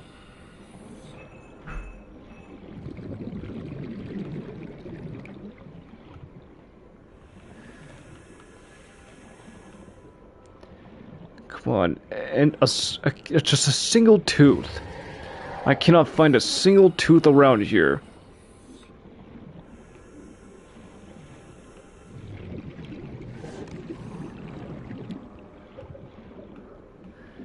Okay, there's some more metal here.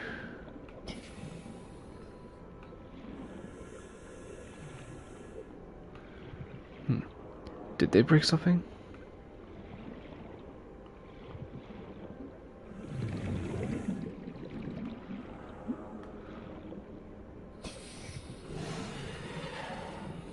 Oh, come on.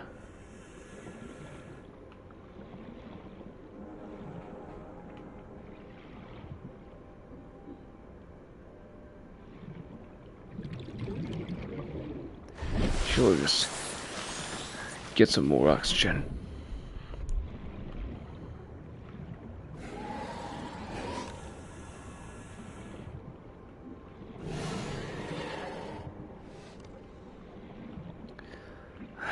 No tooth. The one thing I need.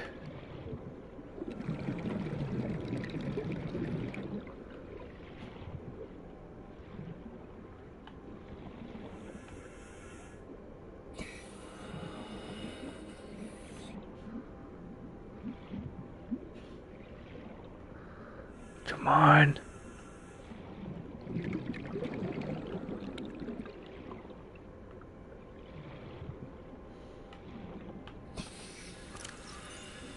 I don't have any food and water.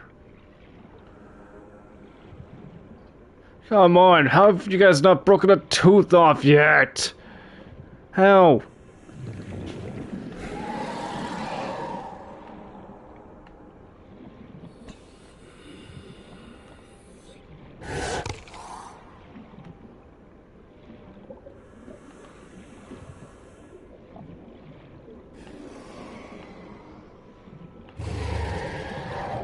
Oh, jeez.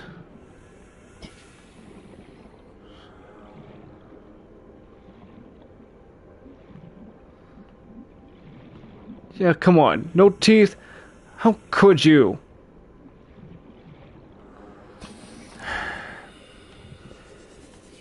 Guess I'll have to find a different spot then.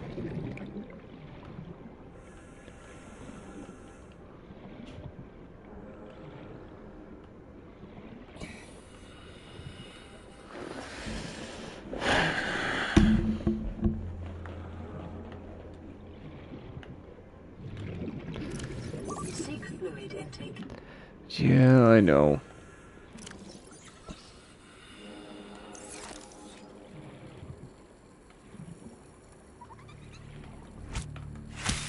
Disguising the flavor of unsavory meats with salt or locally sourced herbs and spices. Vital signs stabilizing.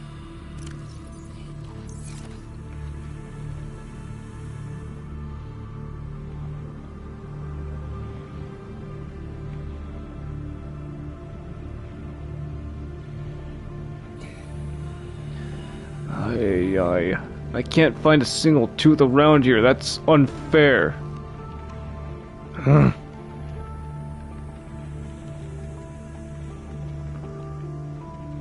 Man, I'm far away from home. Hey!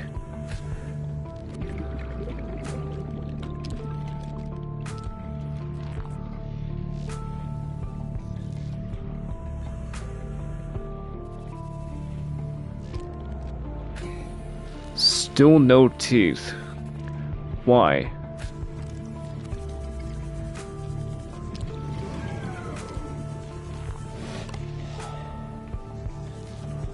And my sea glider's gonna die. Oh my god. I'm running out of oxygen.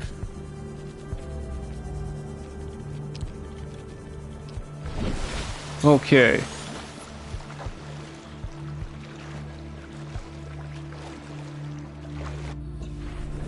Oh, great.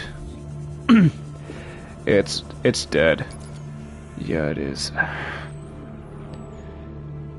This is gonna be harder than I thought.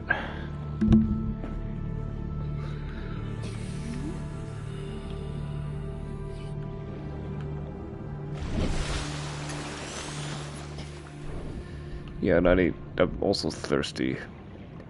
I need to get some more.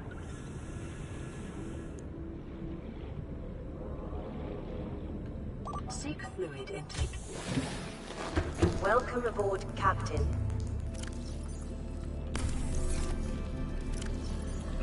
There. Vital signs stabilizing.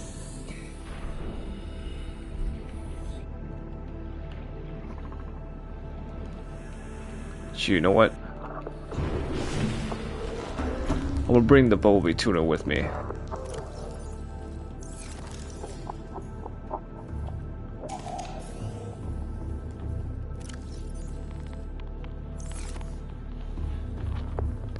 Oh, here we go.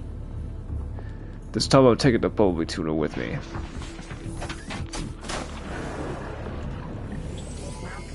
All systems online. Oh, there should have been a tooth. There should have been something. There should have been a tooth. Why have I found one yet?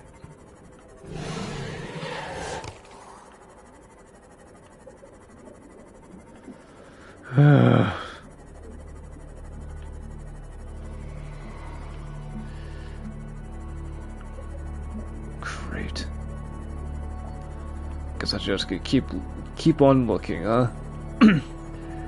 Just keep on looking.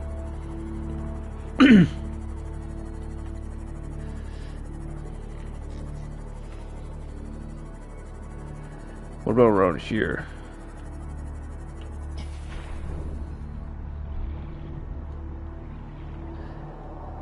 Wait, no, never mind. That's a dangerous area.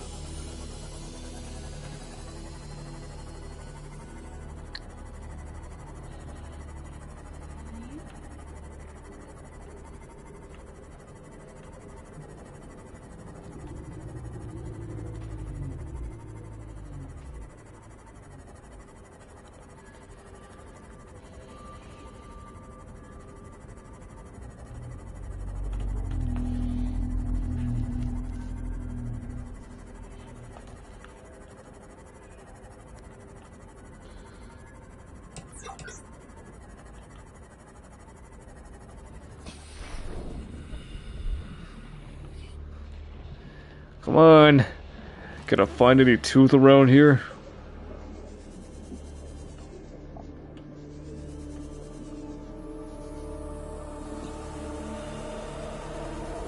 You know what? I'm gonna grab some metal with me for the stalkers to play around with.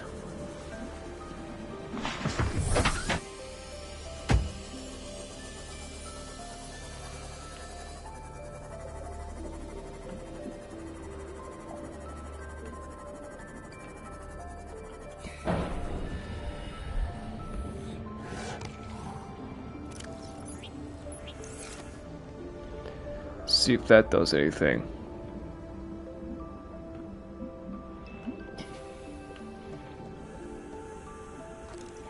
Well, it picked the metal up, but no tooth is broken off.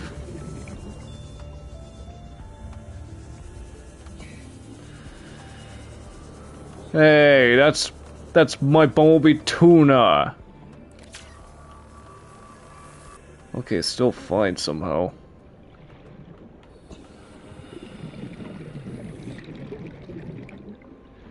Tooth! Finally! Finally! Oh my god.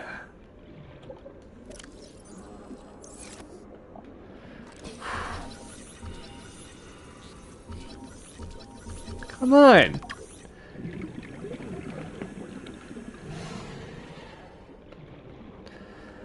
Okay. Finally. Took longer than it should have, but finally got a tooth for the glass.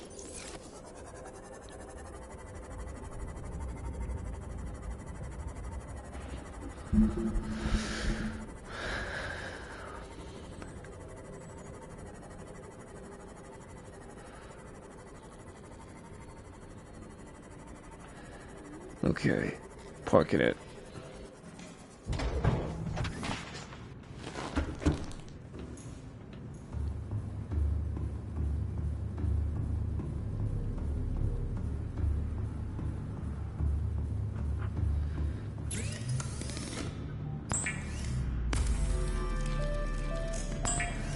Okay, I thought... Never mind. I just might need a second one. Just in case.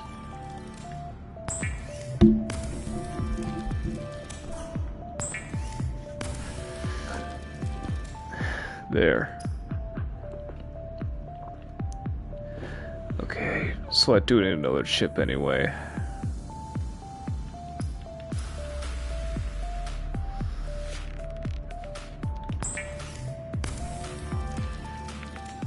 Okay.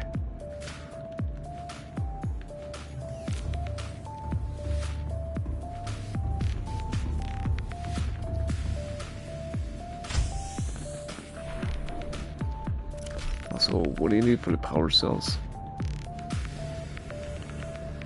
Right, silicone rubber, I definitely have those.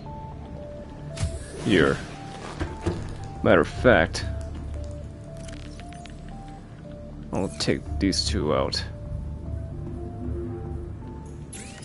And here is a power cell.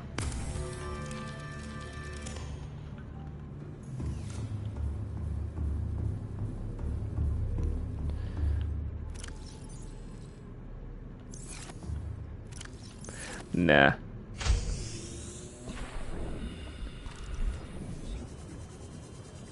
So we'll just collect 3 pieces of gold and two silver.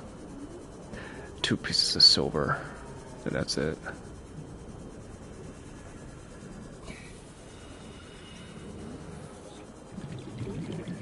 Could they be in here? No. Wrong.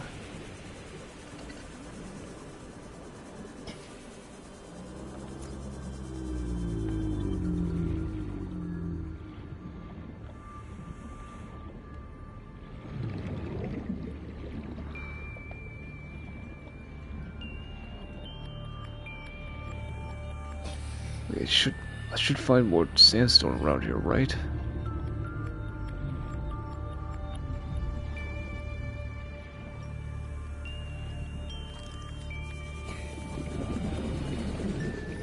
Come on. Yeah, I heard you. Damn it.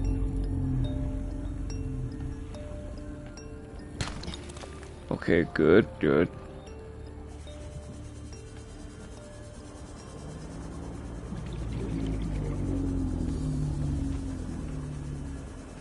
Okay, no sandstone around there. Come on. There's gotta be more here. There's gotta be more around here. Where? That's another sandstone. Come on.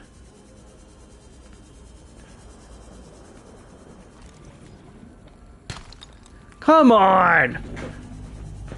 Gold or silver? There. Jeez. Okay, got what I need for the wiring kit. Now I just need 2 more pieces of gold.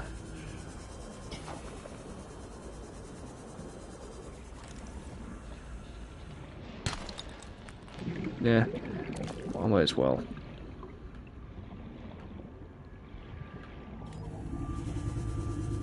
Man, why there had to be tiger plants nearby? There.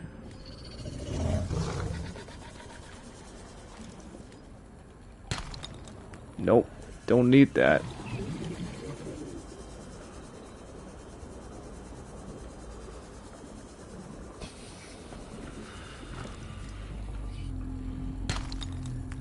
Okay.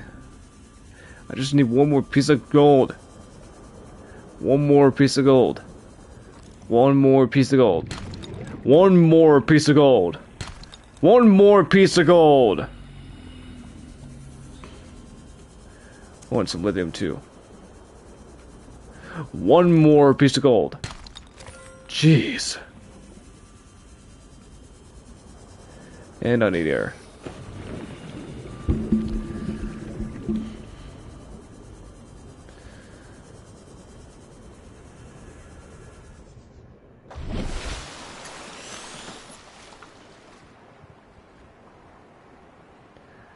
Okay, back down. I'll grab 3 more lithium, just in case. If I have to make another plasteel ingot.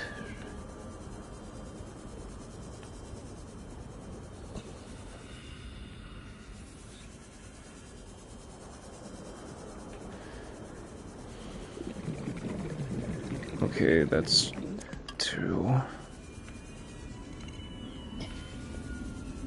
Yeah, that's the bridge, not the engine. Can't believe I forgot about the engine. For the Cyclops. And I can't make the Cyclops yet if I don't have the parts, the engine parts.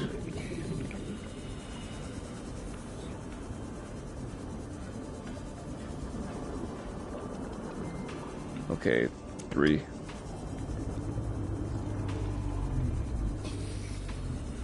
And 4. Okay. Now I can come back home. Oh, and here. I need some deep shrooms too. And another piece of gold.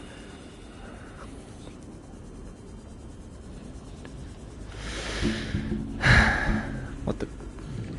That's also the bridge.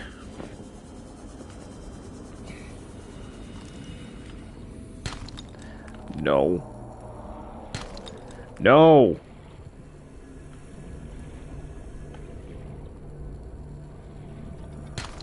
Yes. Apparently I'm in the wrong direction.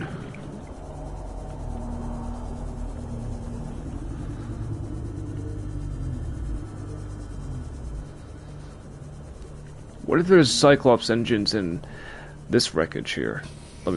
I'll have a look.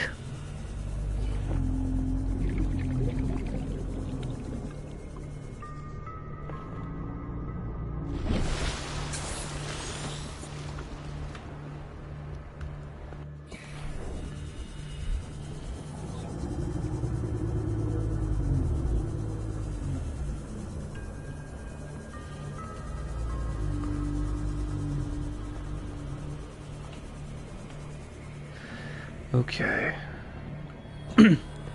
Wait, did I look through there before? I think so. Let me check.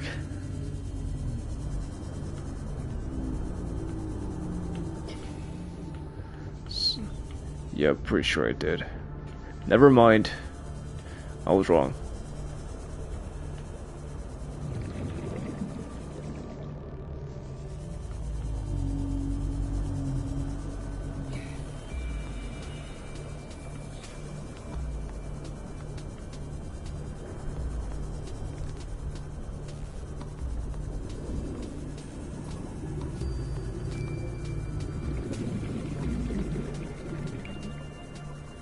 Okay, I think I'm getting closer to the Black Kelp Forest, where there's deep shrooms at. Maybe. Oh boy. Maybe not. Oh, I'm getting close to the island.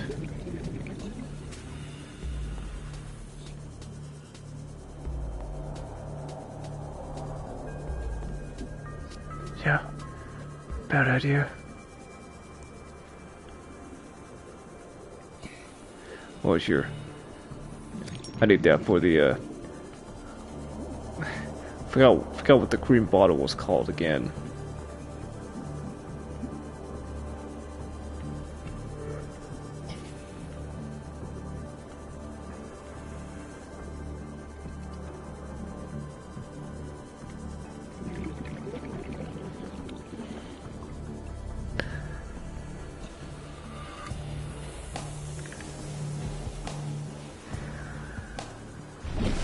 Alright, I think I'm getting closer. Maybe. I don't know. I know there's definitely some kind of wreckage around here. Just gotta keep looking. I just gotta look for it. Oh! I see something! I see something! Let's have a look.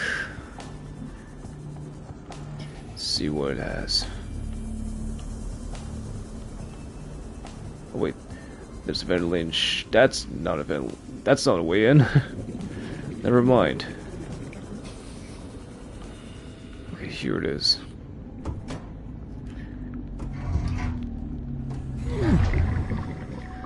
Let's see what this area has.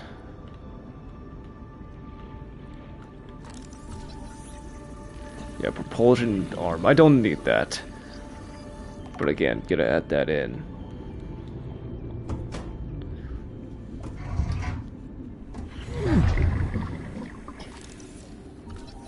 Already got the grappling arm.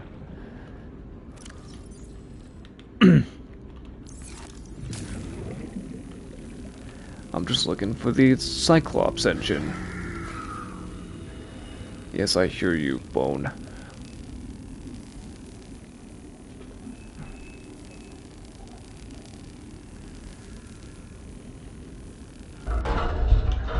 Alright. Yeah. PRAWN Safety Instructions Appendix A14. Don't Prawn. or get off equipment while it's moving. Of course.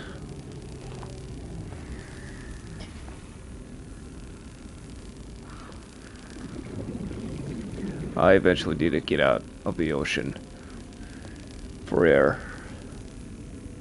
Soon. Oh, come on, now all I'm looking for is the engine. No engine?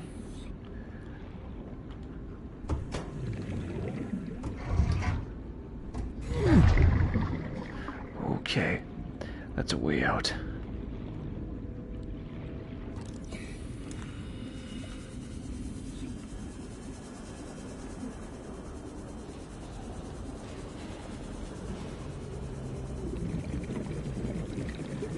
Just gotta get some air. Okay.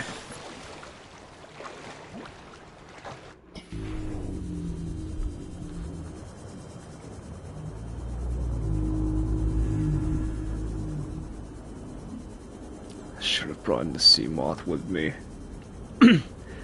I should have taken it with me. And I did not.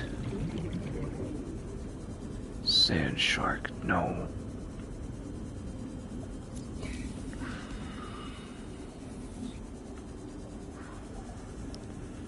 Oh, great.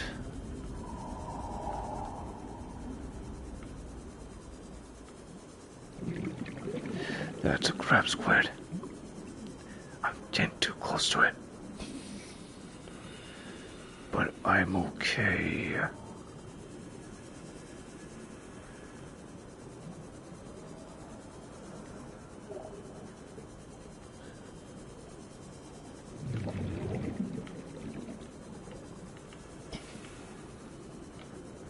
Okay. 1, 2, 3. Got it.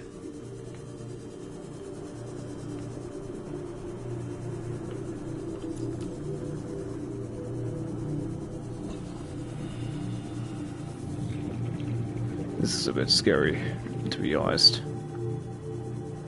You know what? Screw it. I'll just come back home.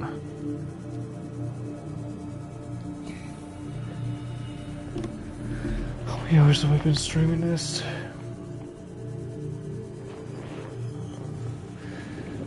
Almost 4 hours. Yikes.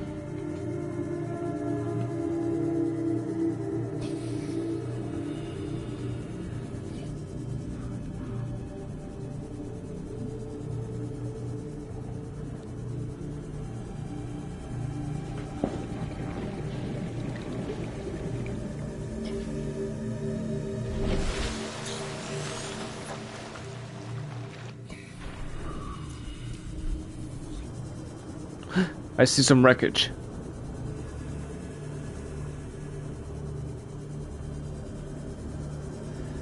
Wait a minute, no. I don't think it has a Cyclops engine in there as well. Either.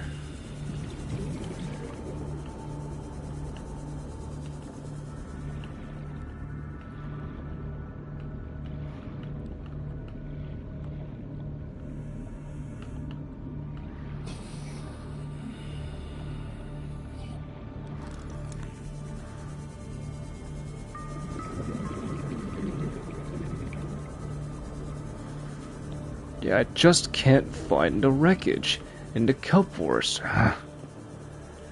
This is ridiculous.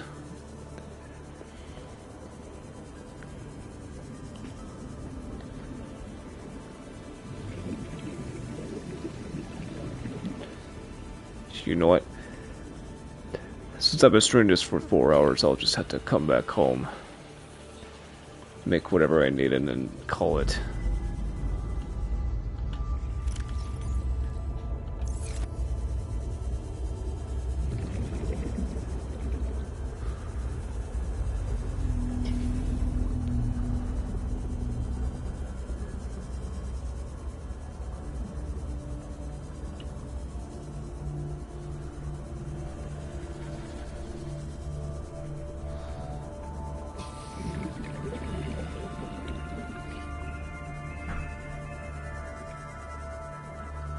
Here. You know what? Thought it was gonna be the end, but did not get every single piece to make the Cyclops, so here. I'll do this instead.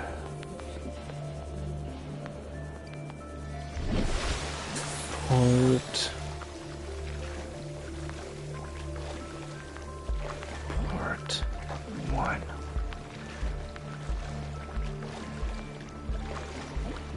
There. Part 1.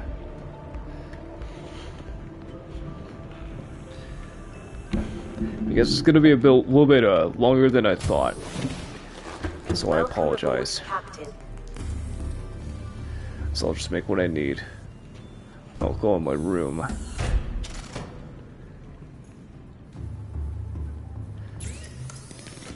Okay, plasteel. Perhaps another one just in case. Okay, hydrofluoric, polyaniline. That's what it was called. Or wiring kit. Wait a minute. Ah! Great. Of course I forgot the table coral.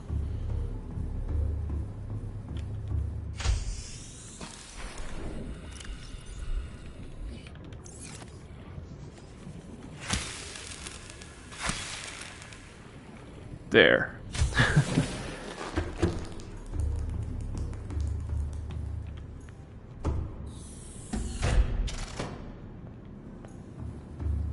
Okay, now make another chip. Okay. Now I'm done. Okay. Okay, I'm gonna stop right there.